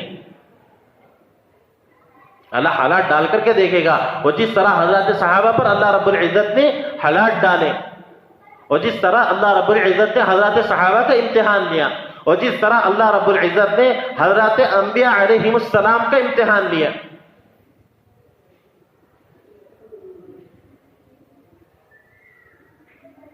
کیسے کیسے حالات حضرات صحابہ رضی اللہ تعالی عنہم اجمعین پر آئے ہیں۔ جب محنت کرنے والے، ایمان کی محنت کرنے والے، جب حالات کے آنے پر اپنے ایمان اور اعمال اور اپنے ایمان کی محنت پر جب جمے رہے گا، اللہ رب العزت اس کے لیے مدد و نصرتوں کے دروازے کھول دیں گے، اسی طرح کھولیں گے جس طرح حضرات صحابہ کے لیے کھولیں۔ کیسا امتحان حضرات صحابہ کا۔ گدھے کا گوشت حلال ہے، اور صحابہ کی جماعت سفر میں چل کھانے کی ساری چیزیں ختم ہو گئیں، کھانے کی ساری چیزیں ختم ہو گئیں، اب گدھے ہی ہیں، اور اس کو صحابہ نے کاٹا، اور پھر جو ہے اس کو چولہے تیار کیے، اور چولہے تیار کر کے ہانڈیاں رکھی، اور ان ہانڈیوں میں اس گوشت کو پکانے لگے۔ اور جب گوشت پک رہا تھا، یہاں تک کہ فرماتے حضرات علماء اکرام کہ گوشت پکتے پکتے گوشت بالکل تیار ہونے کے بالکل قریب آ چکا تھا، اللہ رب العزت نے حکم کو نازل کیا اور فرمایا کہ گدھے کا گوشت حرام ہے۔ فرماتے ہیں علماء کہ اتنی بھوک کی شدت حضرات صحابہ پر، بھوک کی وجہ سے، پیاس کی وجہ سے حضرات صحابہ کی زبانیں سوکھ گئی تھیں، اور حضرات صحابہ کی زبانوں پر کانٹے آ گئے تھے، اور یہ امید لگا کر کے بیٹھے گوشت پک رہا ہے، تھوڑی دیر میں ہمارے پاس آئے گا اور ہم اس کو کھائیں گے اور پیٹ بھر جائے گا اور راحت و اطمینان سکون ملے گا۔ اور ایسے وقت میں اللہ رب العزت نے حکم کو نازل کیا کہ گدھے کا گوشت کھانا حرام ہے۔ صحابہ نے بالکل یہ تصور نہیں کیا کہ اللہ یہ جو حکم لایا ہے، جو یہ حال ہم پر آیا ہے، اگر یہ گوشت کٹنے سے پہلے آتا، یا پھر صحابہ نے اس بات کا بھی تصور نہیں کیا کہ اللہ تو ہمیں جان رہا ہے کہ ہم بھوکے ہیں اور ہمارے پاس اس کے علاوہ کھانے کے لیے کچھ بھی نہیں ہے، اور جب ہمارے پیٹ بھر جاتے اس وقت اللہ کا حکم نازل ہوتا تو اس وقت ہم پورا کر لیتے۔ صحابہ نے بالکل نہیں کہا، بلکہ پکتے ہوئے گوشت کی ہانڈیاں چولہے پر الٹا پلٹ دی، اور جس چیز کو اللہ نے حرام کر دیا ہے اس کا ہرگز ہم استعمال نہیں کریں گے، ہرگز ہم استعمال نہیں کریں گے۔ میرے دوستوں، میرے بزرگوں، اللہ رب العزت ظاہر کے خلاف امتحان لے گا، ظاہر کے خلاف حالات لائے گا، اللہ حکم کو نازل کرے گا۔ اللہ جزائے خیر دے حضرت جی مولانا صاحب کو، جی کتنے ایسے واقعات جوڑوں میں، جی ملک کے جوڑوں میں، روزانہ کے بیانات میں، جی کتنے ایسے واقعات امت کے سامنے رکھتے ہیں۔ اللہ کرے کہ ساری امت کو یہ سمجھ میں آ جائے۔ ہماری ملاقات ہوئی لکھنؤ میں، ہمارا بھی وقت لگا الحمدللہ، چلے مستورات ہمارا وقت گزرا۔ ایک بہت بڑی عمر کے ایک مولانا تھے جن کا ایک بہت بڑا مدرسہ بھی تھا۔ انفرادی میں جب علماء سے ملاقات ہوتی تھی، ہم ان سے بیٹھے ہوئے انفرادی میں ملاقات کر رہے تھے۔ تو وہ فرمانے لگے، ایک بڑی عجیب بات انہوں نے فرمائی، ایک بہت بڑی عجیب بات انہوں نے فرمائی کہ اس وقت جو امت کے ایمان کے حالت پر، امت کے ایمان پر جو نظر رکھ کر، جو مرکز نظام الدین میں جس ایمان کی سطح کی بات ہو رہی ہے، سارے عالم میں اس سے بہتر کہیں اور بات نہیں ہو رہی ہے۔ یہ علماء کی کہیں بھی، یہ کوئی معمولی علماء نہیں ہے، نام لینا مناسب نہیں ہے، اس لیے نام نہیں لیا جا رہا، یہ بڑی عمر کے با اثر علماء میں سے ایک عالم کی بات ہے۔ روز اول سے وہی سطح کی بات ہو رہی ہے ایمان کی، روز اللہ کرے کہ اللہ ہم سب کو سمجھا دے۔ ایک بہت بڑے حضرت مولانا صاحب رحمۃ اللہ علیہ کے زمانے میں ایک بہت بڑے عالم آئے، ایک بہت بڑے عالم آئے جو با اثر علماء میں سے تھے۔ سارے ہندوستان کے مدارس کا دورہ کیا، سارے ہندوستان کے مدارس کا دورہ کیا، اور آخر میں ان کے شاگردوں نے، ان کے خادموں نے ان سے کہا، یہاں پاس میں ایک مرکز ہے، بنگلے والی مسجد ہے، جہاں پر مولانا یوسف صاحب رحمت اللہ علیہ رہتے ہیں، ان سے بھی ایک ملاقات ہو جائے۔ حضرت کی ملاقات کے لیے وہ فجر کے بعد تشریف لائیں۔ وہ بنگلے والی مسجد کی سیڑھیوں پر چڑھ رہے تھے اور یہاں پر ممبر سے حضرت مولانا یوسف صاحب رحمت اللہ علیہ بیان کر رہے تھے، اور بیان میں حضرت یہ فرما رہے تھے کہ جنت میں ایک اینٹ چاندی کی ہے اور ایک اینٹ سونے کی ہے، اور جنت میں حوریں ہیں۔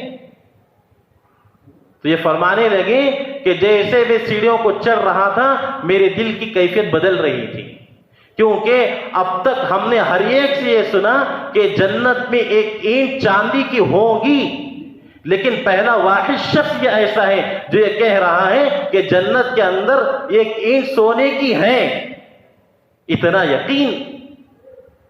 اور پھر فرمانے لگے کہ ہم نے اب تک علماء سے، ہم نے اب تک یہ سنا تھا کہ جنت کے اندر حوریں ہوں گی، لیکن اب تک کسی سے یہ نہیں سنا تھا کہ جنت کے اندر حوریں ہیں۔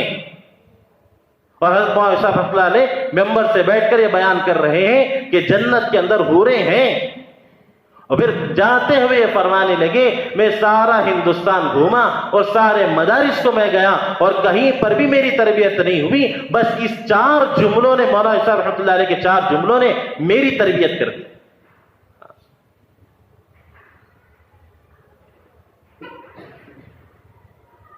تو اس لیے میرے دوستوں، میرے بزرگوں، اللہ تعالیٰ حالات ڈالے گا، کیسے کیسے واقعات دی۔ ابھی حضرت حال میں فرما رہے تھے کہ حضرت محمد صلی اللہ علیہ وسلم حضرات صحابہ کی جماعت کو لے کر کے نکلے ہیں، کسی دعوت کی غرض سے، کھانے کی دعوت کی غرض سے نکلے ہیں، اور نکلنے میں نہ کوئی دعوت کا کوئی وہاں پر عمل ہے، نہ کوئی نماز کا کوئی عمل تھا، کچھ بھی نہیں تھا، محض جو ہے کھانے کی دعوت پر نکلے ہیں ساری صحابہ کی جماعت کو لے کر۔ اور جیسے گئے تو پھر وہاں پر مسجد قبلتین میں حضرات صحابہ نماز کی نیت باندھے ہوئے اور نماز پڑھ رہے ہیں، اور اتنے میں اللہ نے حکم یہ نازل کیا کہ اپنے قبلے کے رخ کو بدل دو۔ صحابہ نے چوں چرا کیے بغیر اپنے قبلے کو بدل دیا۔ اللہ تعالیٰ ایسے حالات ڈالے گا، کبھی حالات ایسے آئیں گے، کبھی حالات اپنی تجارت سے آئیں گے، کبھی حالات اپنے باغات سے آئیں گے، کبھی حالات اپنی ملازمت سے آئیں گے، کبھی حال تو اپنے گھر والوں کی طرف سے آئیں گے، آئیں گے۔ لیکن میرے دوستوں، میرے بزرگوں، جو ہر حال میں رہتے ہوئے اجتماعیت کے ساتھ ایمان اور ایمان کی محنت میں لگتا ہے، اللہ تعالیٰ اسی کے لیے مدد نصرتوں کے دروازے کھولتے ہیں۔ یہ کتنی بڑی محنت ہے، آج تک ہم نے اس محنت کو نہیں سمجھا، بغیر استحضار کے ہماری محنت ہو رہی ہے، اس لیے ہمارے 2.5 گھنٹے کمزور، اس لیے ہمارے گشت کمزور، اس لیے ہمارا ماہانہ سہروزہ کمزور۔ کیوں؟ ہمیں بالکل استحضار نہیں ہے اللہ اس محنت سے کیا دینے والا ہے۔ آپ مولانا صاحب رحمۃ اللہ علیہ کے بیانات اٹھا کر کے پڑھیے، کیسے کیسی چیزیں، کتنی تائیدات غیبیات اور کتنی مددیں و نصرتیں اللہ تعالیٰ نے اس کام پر رکھا ہے۔ حضرت مثال دے کر فرمایا کرتے تھے، حضرت محمد صلی اللہ علیہ وسلم کی جب ولادت ہوئی ہے اور اس وقت میں جب اس زمانے میں یہ رواج تھا کہ دودھ پلانے کے لیے دائیاں آتی تھیں اور بچوں کو لے کر جایا کرتی تھیں،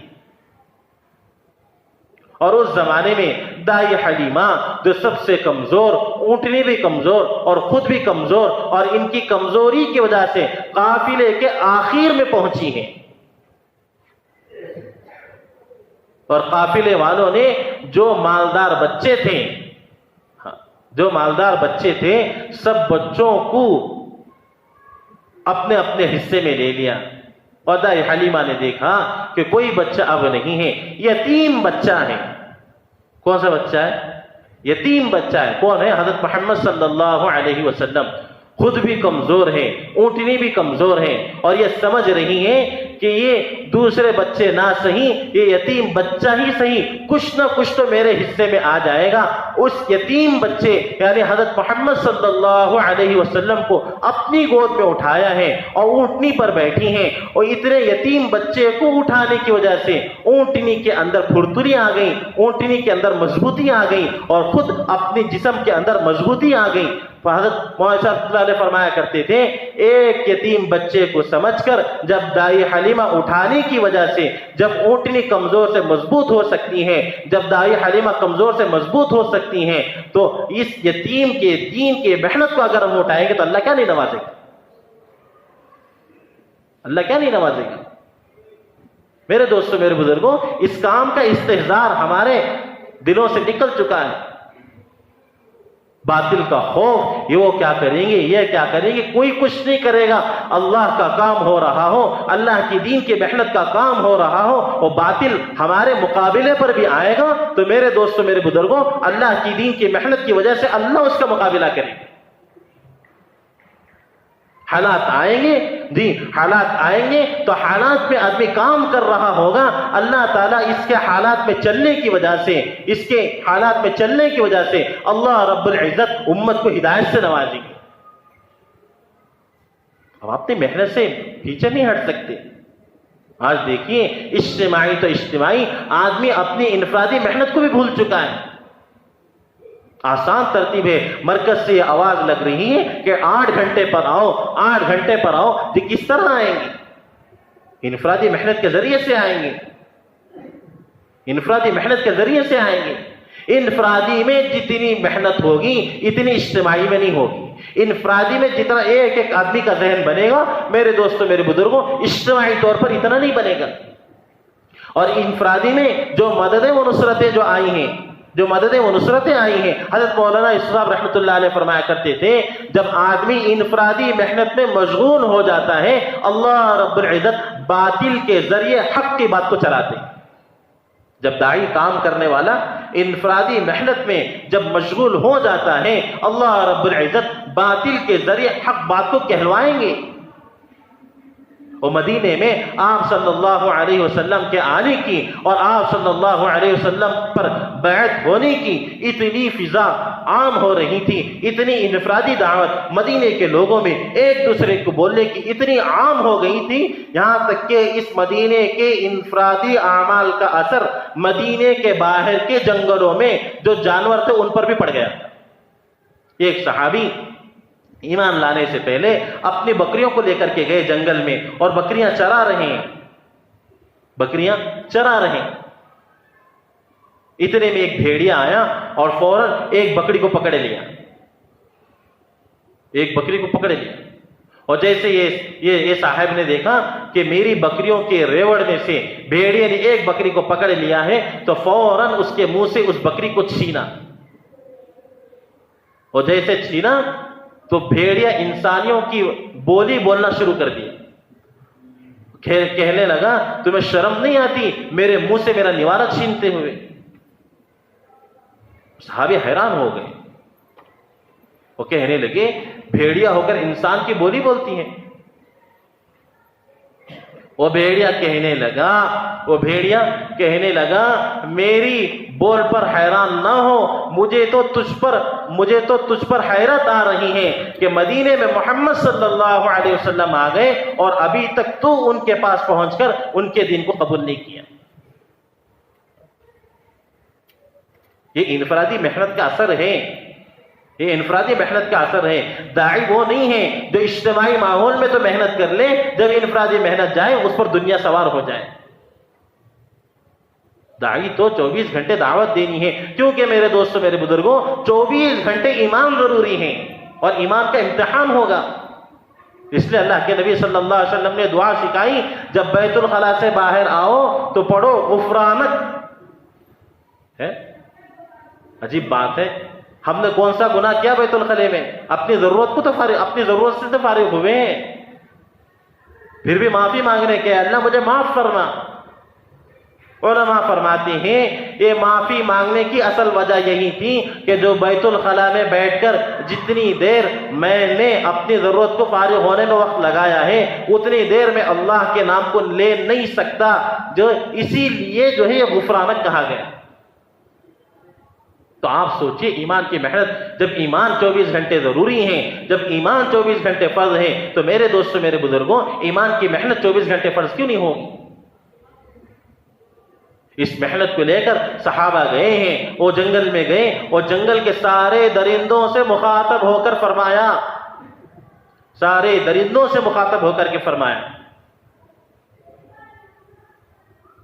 سارے جانوروں سے مخاطب ہو کر کے فرمایا کہ ہم اللہ کے نبی صلی اللہ علیہ وسلم والے لوگ ہیں اور ان کی دین کی محنت کو لے کر کے آئے ہوئے ہیں, اور 3 دن کا تمہیں وقت دیتے ہیں. کتنے دن کا؟ 3 دن کا تمہیں وقت دیتے ہیں. 3 دن کے اندر سارا جنگل خالی کر دیں. میرے دوستوں میرے بزرگوں روایتوں میں لکھا ہے صحابہ نے تو 3 دن کا وقت دیا تھا, لیکن جانور ایک ہی رات میں سارے کے سارے اپنے گھروں کو خالی کر دیا. یہ محنت کا اثر ہے, یہ محنت کا اثر ہے. آج تک ہم اس محنت کو سمجھے نہیں, آج تک ہمیں محنت سمجھ میں نہیں آئی. اللہ کے نبی صلی اللہ علیہ وسلم سفر میں جا رہے, ایک جگہ رکنا ہوا, ایک دیہاتی آئے تو آپ صلی اللہ علیہ وسلم انفرادی میں انہیں دعوت دینے لگے, تم اس کلمے کو تسلیم کر لو, اشہد ان لا الہ الا اللہ واشہد ان محمدا عبدہ ورسولہ, تم کامیابی حاصل کر لو گی. وہ پوچھنے لگے کہ اس کلمے کی گواہی کون دے گا؟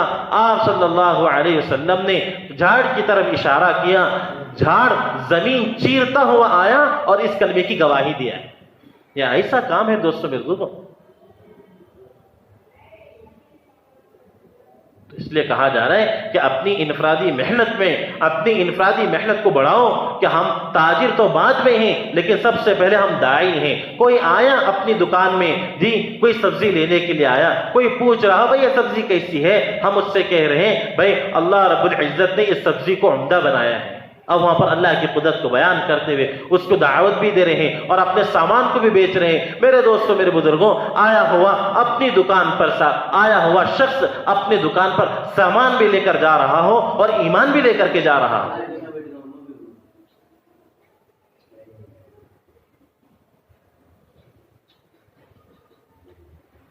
ملازم اپنی ملازمت میں رہتے ہوئے جو کام بھی کر رہا ہو اور اپنے ساتھ جو کام میں لگے ہوئے ان کو ایمان کی دعوت بھی دے رہا ہو. کل قیامت کے دن جب یہ کھڑا ہوگا, کل قیامت کے دن جب یہ اللہ کے سامنے لایا جائے گا, میرے دوستوں میرے بزرگوں, اس کی تجارت بھی گواہی دے گی, اس کی ملازمت بھی گواہی دے گی, اس کی حکومت بھی گواہی دے گی, اس کی ڈاکٹری بھی گواہی دے گی.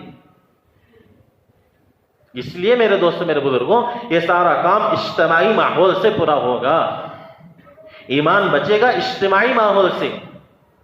ایمان بچے گا کس سے؟ اجتماعی ماحول سے.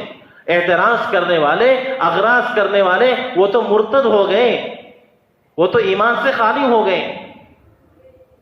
اس لیے فرمایا مسلمانوں کی صلاحیت, مسلمانوں کی سلامتی, ایمان والے کی ایمان کی حفاظت وہ تو اجتماعی ماحول کے اندر ہے.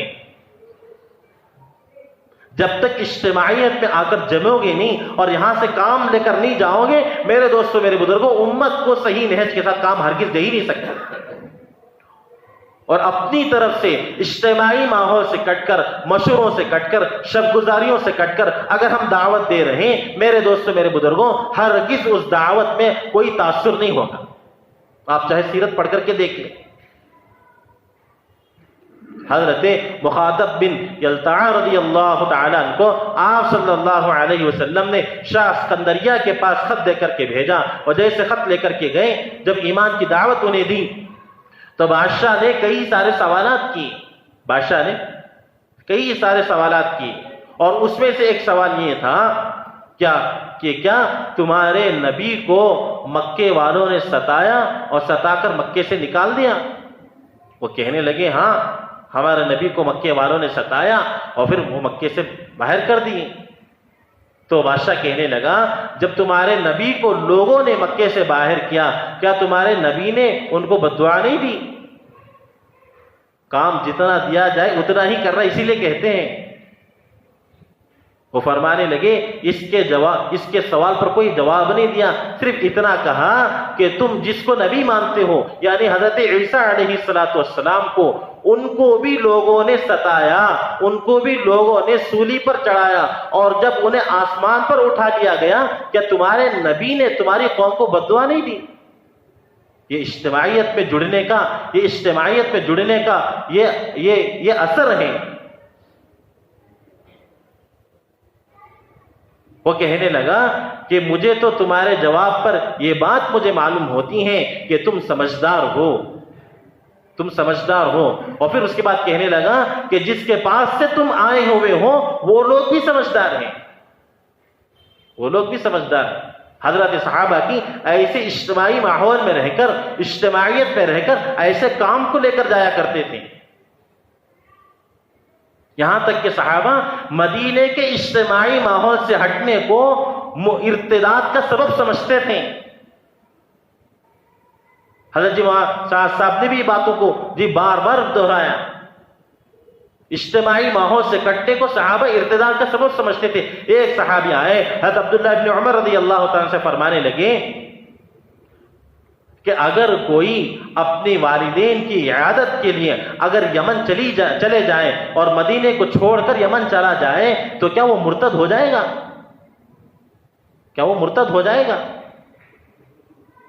تو حضرت عبداللہ ابن عمر رضی اللہ تعالیٰ فرمانے لگے نہیں، وہ تو جنتی ہوگا، وہ تو کیا ہوگا؟ جنتی ہوگا۔ میرے دوستوں، میرے بزرگوں، کہنے کی اصل بات یہ ہے کہ صحابہ آپس کی اجتماعیت کو ایسے باقی رکھے تھے، اور دشمن پر جو غلبہ مسلمانوں کو حاصل ہوگا میرے دوستوں، میرے بزرگوں، وہ آپس کی اجتماعیت سے باقی ہوگا۔ ہم لوگ یہ سمجھ رہے ہوں کہ ہم مشورے میں تو نہیں ہیں، لیکن مشورے کی ساری باتیں کر رہے ہیں، لیکن میرے دوستوں، میرے بزرگوں، ہمیں تو یہ سمجھ میں آ رہا کہ ایک ظاہری فائدہ ہو رہا، لیکن ہمارے کام سے نقصان ہی ہوگا۔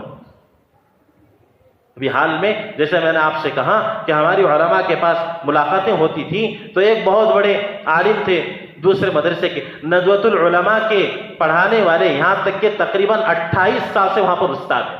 کتنے سال سے؟ 28 سال سے استاد۔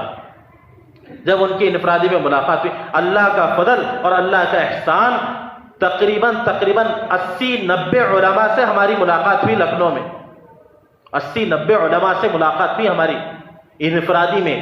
کسی ایک عالم نے بھی نہ اشارتاً نہ کنایتاً نہ حضرت سے منسلک نہ نظام الدین سے منسلک منفی بات ہرگز نہیں کی۔ ہر ایک نے نظام الدین کی تائید کی اور ہر ایک نے حضرت کی تائید کی، ہر ایک نے حضرت کی تائید کی۔ یہ جو کمال جو ہوا ہے، یہ لکھنؤ شہر کے ساتھیوں کی آپس کی اجتماعیت کا اثر ہے۔ یہ آپس کی ایسی اجتماعیت ہمیں دیکھنے کو ملی وہاں پر، کیا بتائیں، ایک مرکز سے ایک حکم آ گیا تو فوراً اس حکم کو پورا کرنے میں لگے، چوں چرا کیے بغیر۔ جہاں ہم اس وقت میں تھے، جب اس وقت جو ہے ایک مرکز کا ایک تقاضا آیا کچھ کروڑ روپیوں کا، تقریباً 7-8 کروڑ روپے کا کچھ تقاضا آیا تھا، تو ہمیں معلوم پڑا، تو پھر جو ہے نہ جو ہے اس کا اعلان کیا گیا، نہ جو ہے وہ مشورے میں بات لائی گی، بس انفرادی میں ایک ذمہ داروں کے طرف سے بات چلی، تھوڑے ہی عرصے میں پورے کروڑ روپیوں کا انتظام ہو گیا. یہ آپس کی اجتماعیت ہے اور اس کا اثر علماء پر بھی ہے. ایک عالم نہ نظام الدین کے خلاف بولنے کے لیے تیار ہے، نہ سننے کے لیے تیار ہے. ہم نے ایک عالم سے پوچھی اس کی وجہ، اس کی اصل وجہ کیا ہے، تو فرمانے لگے کہ حضرت مولانا رابع صاحب حسنی نور اللہ مرقدہ ایک مرتبہ ندوۃ العلماء کے سارے طلباء کو، علماء کو جمع کیے اور جمع کر فرمانے لگے میں نے حضرت مولانا صاحب مدد اللہ کو امیر تسلیم کر لیا ہے، تمہارا کیا مسئلہ ہے؟ اتنے بڑے اللہ والے.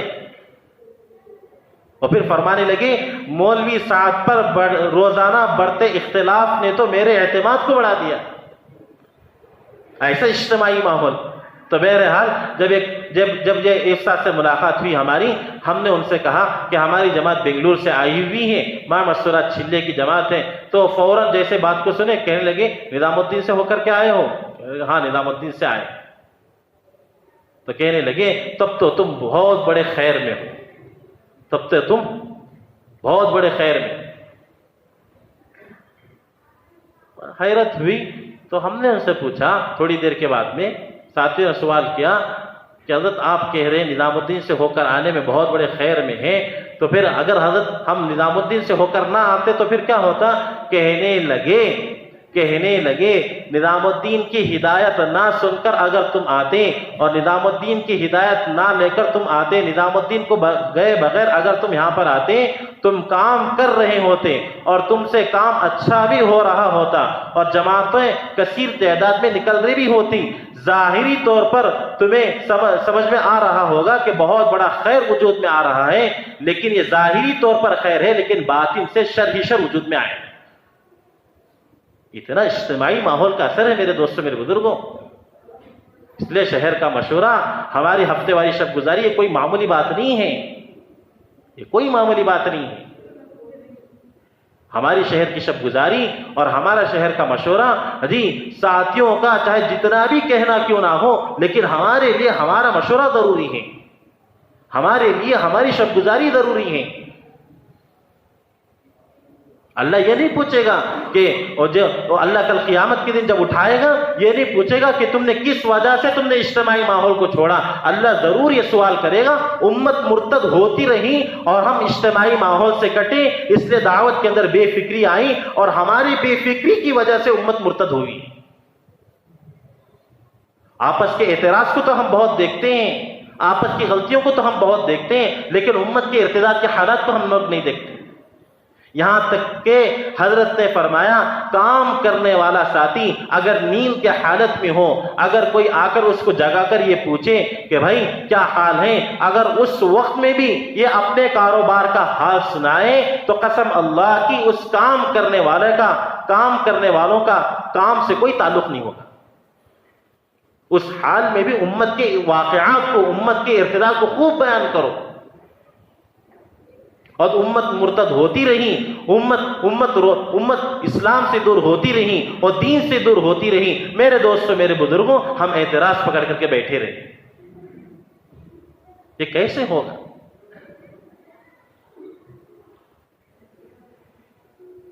میرے دوستوں، میرے بزرگوں، اصل اجتماعیت ہے. حضرات صحابہ کو اللہ کے نبی صلی اللہ علیہ، یہاں تک کہ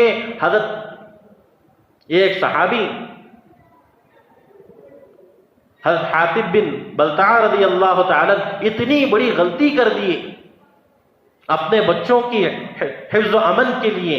یعنی رسول اللہ صلی اللہ علیہ وسلم کا لشکر مکے میں پہنچنے سے پہلے انہوں نے خط بھیج دیا کہ آپ صلی اللہ علیہ وسلم ایک بہت بڑے لشکر کو لے کر کے آ رہے ہیں. ان کے فعل پر حضرت عمر رضی اللہ تعالیٰ انہیں قتل کرنے کے لیے تیار ہو گئے، لیکن آپ صلی اللہ علیہ وسلم نے حضرت عمر رضی اللہ تعالیٰ کو منع کیا کہ یہ بدری صحابی ہیں، اللہ نے ان کے لیے فیصلہ اتار دیا ہے، اب جو کچھ بھی یہ کریں گے تب بھی ان کے لیے معاف ہے. میرے دوستوں میرے بزرگوں، ایک دوسرے کے اعتراضات، ایک دوسرے کی غلطیاں دیکھنے سے پہلے اگر ہم امت کے ارتداد کے واقعات کو سنیں گے، امت کے ارتداد کے حالات کو سنیں گے، تو پھر پتہ چلے گا کہ ہم کتنے پانی میں ہیں۔ ہمارا حال ہی ایسا ہے۔ کیسے واقعات روزانہ آ رہے ہیں، کیسے واقعات روزانہ آ رہے ہیں کہ ہمارے نہ نکلنے کی وجہ سے امت کتنی مرتد ہو رہی ہے۔ کون امت کے پاس میں جائے گا؟ بہانے باطل نے ایسے آلات امت کے آگے پیش کیے جو امت انفرادی میں ان میں ایسی مشغول ہوئی جو بالکل ایمان سے خالی ہو رہی، لیکن غیر محسوس طریقے سے ان کا ایمان نکلتا جا رہا، لیکن کوئی تصور ان کے دلوں پر نہیں ہو رہا ہے۔ جماعت گئی مستورات سنانے لگی، 7 سال ہو گئے نکاح کیے ہوئے، لیکن آج تک ہم نے آج تک یہ نہیں سیکھا کہ فرض غسل کو کس طرح پورا کیا جاتا ہے۔ یہ امت کے حالات ہیں۔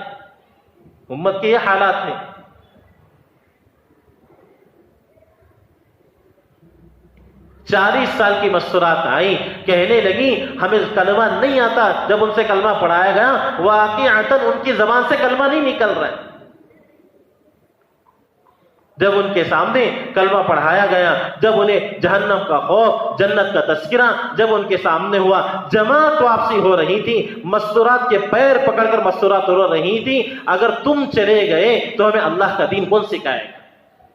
یہ حالات ہے امت کی، ہمارے نہ نکلنے کی وجہ سے۔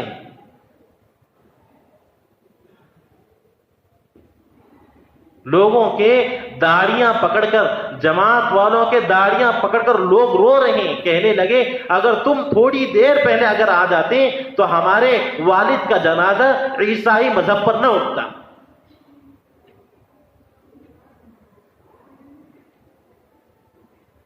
اتنی محنت کے بعد، صحابہ کی اتنی قربانیوں کے بعد یہ دین وجود میں آیا، یہ امت وجود میں آئی۔ میرے دوستوں میرے بزرگوں، ہماری غلطیوں کی وجہ سے، ہماری کوتاہیوں کی وجہ سے، ہمارے آپس کے ایک دوسرے کے اعتراض کی وجہ سے آج امت مرتد ہو رہی، لیکن ہمیں اس بات کا کوئی تصور نہیں۔ اور وہاں صحابہ کے زمانے میں ایک حکم ٹوٹ رہا، حضرت ابوبکر صدیق رضی اللہ تعالی سارا مدینہ خالی کرنے کے لیے تیار ہو گئے۔ کبار صحابہ جن میں حضرت عمر رضی اللہ تعالی یہ بھی فرمانے لگے کہ ابو بکر اس وقت میں مدینے سے باہر لوگوں کو نہ نکالو، ورنہ مدینے کے اوپر دشمن غالب آ جائے گا، حملہ کر دے گا۔ ابو بکر صدیق رضی اللہ تعالیٰ فرمانے لگے میں سارے مدینے کے نوجوانوں کو، وہ سب مردوں کو اللہ کے راستے میں نکالوں گا، بھلے اس بات پر مجھے منظوری ہے اور یہ بات مجھے بالکل پسند ہے کہ دشمن مدینے کی عورتوں پر حملہ کر دے اور یہاں تک کہ ازواج مطہرات کا قتل کر دے، اور جنگل سے درندے آئیں اور ان ازواج مطہرات کو دفنانے والا کوئی نہ ہو، درندے کتے آ کر ازواج مطہرات کی لاشوں کو مدینے کی گلیوں میں کھینچ کر لے کر چلیں۔ میں اس بات کو پسند کرتا ہوں، لیکن مدینے کے اندر کسی کا رہنا یہ میں پسند نہیں کرتا۔ یہ صحابہ کے عزائم ہیں۔ نکلنے پر جس طرح وعدے ہیں میرے دوستوں میرے بزرگوں، نہ نکلنے پر اسی طرح وعدے بھی ہیں۔ اِلَّا تَنْفِرُوا يُعَذِّبُكُمْ عَذَابًا أَلِيمًا، جو بارہا حضرت اس کو فرماتے رہتے ہیں، نہ نکلنے پر اللہ رب العزت بڑا سے بڑا عذاب دے۔ صحابہ تقاضے پر نہ نکلے، عذابات اتر گئے۔ 6 مہینے پہلے اللہ کے راستے میں گئے اور 6 مہینے کے بعد حکم تقاضا آ گیا، نکلے ہیں لیکن تاخیر ہوئی ہے، 50 دن کا بیکاٹ ہوا ہے، اور ہمارے سال 2 سال گزر جا رہے ہیں، لیکن امت مرتد ہو رہی ہے، امت کے واقعات ہم سن رہے ہیں، لیکن میرے دوست میرے بزرگوں نکلنے کے لیے تیار۔ پنجاب کی کئی سی کارگزاری آئی، اللہ حفاظت فرمائے۔ ابھی مفتی یعقوب صاحب سنا رہے تھے کارگزاری، نوجوان ہیں، مسلمان ہیں، نوجوان ہیں۔ ہمارے حلقے میں آج ایک ساتھی بھی سنا رہے تھے، نام جب اس کا پوچھا گیا تو فرمانے لگے رنجت ہے، اور پھر کہنے لگا پورا نام بتاؤ بھائی، تو کہنے لگا رنجت خان ہے۔ خان لگانے کی وجہ سے مسلمان پہچانا جا رہا ہے، حلیہ کیسا ہے؟ جس طرح سکوں کے مونچھیں ہوتی ہیں اور جس طرح سکھ اپنے ہاتھوں کے اندر کڑے پہنتے ہیں اور جس طرح اپنے کانوں کے اندر بالیاں ڈالی جاتی ہیں، اس طرح کے ہاتھ۔ ابھی ہم جو ہے لکھنؤ میں تھے تو ہمارے ساتھ جو ہے ایک جوڑا گیا تھا جو پنجاب میں کام کر رہا تھا، کچھ وجہ سے جو ہے وہ ہماری جماعت کے ساتھ میں ایک اشرے کے لیے جڑا ہوا تھا، تو سنانے لگے کارگزاری مسلمانوں کی عورتیں جو پنجابیوں کے جو عیسائیوں کے دین پر زندگی گزار رہی ہیں، جو سکھوں کے دین پر زندگی گزار رہی ہیں، جب ہماری جماعتیں جاتی ہیں تو انہیں سلام کرنے کا طریقہ تک مفتی یعقوب صاحب سنا رہے تھے کہ انہیں سلام کرنے کا طریقہ تک انہیں معلوم نہیں ہے، وہ سلام ایسا ہاتھ جوڑ کر رہے ہیں، السلام علیکم ورحمۃ اللہ وبرکاتہ۔ یہ حالات ہے امت کی، یہ حالات ہے امت کی۔ اور صحابہ نے اپنی ساری صلاحیتیں کیسے لگا دی میرے دوستوں، میرے بزرگوں۔ یہ مال، یہ جان، یہ جتنی بھی چیزیں ہیں، اگر یہ اللہ کے دین کے لیے نہیں لگے گی، کل قیامت کے دن یہی ہماری مخالفت پہ کھڑے ہوں گے، یہی ہمارے اوپر وبال بنے گی۔ اللہ نے جان بھی اسی لیے دیا، مال بھی اسی لیے دیا، انفروا خفافا وثقالا، ہر حال میں نکلنے کو اللہ رب العزت نے کہا گیا۔ حضرت علی رضی اللہ تعالی نکلے ہیں، حال آ گیا، ایک صاحب فرمانے لگے اس وقت میں تم اللہ کے راستے میں نہ نکلو ورنہ جو ہے دشمن پر غلبہ حاصل نہیں کر سکو گے۔ جی حالات کے خلاف حضرت علی رضی اللہ تعالی نکلے ہیں، جی نجومیوں کے حکم کو توڑ کر حضرت علی رضی اللہ تعالی جماعت کو لے کر نکلے ہیں، اور اللہ رب العزت نے ان کے نکلنے کی وجہ سے دشمن پر غلبہ عطا کیا۔ تو کیسے صحابہ جی تقاضا آ رہا، صحابہ فوراً تقاضوں کو پورا کرنے کے لیے اللہ کے راستے میں نکل رہے۔ ایک صحابی کو غزوہ خندق میں یا غزوہ احد میں 27 جگہ تیر لگنے کی وجہ سے 27 جگہ جسم کے اندر تیر کے نشانات اور 27 جگہ سے خون بہہ رہا ہے، اور تیر لگنے کی وجہ سے خون زیادہ بہہ گیا اور اس کی وجہ سے نیچے گر کر پڑ گئے۔ اور پھر جیسے نیچے گر گئے اتنے میں جو ہے ایک طرف سے دین کا تقاضا آیا تو فوراً کھڑے ہو گئے۔ پاس والے کہنے لگے ارے تم زخمی ہو، اس حال میں کہاں کھڑے ہو رہے ہو؟ تو پھر فرمانے لگے کل قیامت کے دن اللہ مجھ سے یہ سوال نہیں کرے گا کہ تیرے جسم پر کتنے زخم تیر کی لگنے کی وجہ سے آئے تھے، تیرے جسم سے کتنا خون بہا تھا۔ کل اللہ میرے سے سوال ضرور یہ کہے گا کہ جب تو لیٹا ہوا تھا اس وقت میرا دین مٹ رہا تھا تو اس وقت کیوں کھڑا نہیں ہوا؟ تو میرے دوستوں، میرے بزرگوں، تقاضوں پر اصل نکلنا ہے۔ اس لیے اللہ رب العزت کے دین کے احیاء کے لیے جو اللہ رب العزت نے جو جان دیا ہے، جو اللہ رب العزت نے جو مال دیا ہے، میرے دوستوں، میرے بزرگوں، یہ دین کے احیاء کے لیے جتنا لگائیں گے اللہ اپنے مال میں، اپنے جان میں، اپنی عمروں میں، اپنے کاروبار میں اتنی برکتیں عطا کرے گا، اللہ کسی کا مال ضائع نہیں کرے گا۔ اصل مال تو وہی ہے جو آگے بھیج دیا۔ تو اس لیے میرے دوستوں، میرے بزرگوں، ہمتیں کریں، ارادے کریں، کھڑے ہو کر جن ساتھیوں کا 3 مرتبہ 4 ماہ لگ چکا، یا علماء کا جن کا سال لگ چکا وہ دوسرے سال کے لیے، اور جن کا سال نہیں لگا وہ سال کے لیے، اور جن ساتھیوں کے 3 مرتبہ 4 ماہ لگ چکے وہ اپنے بیرون 5 ماہ کے لیے کھڑے ہو کر نام لکھائیں۔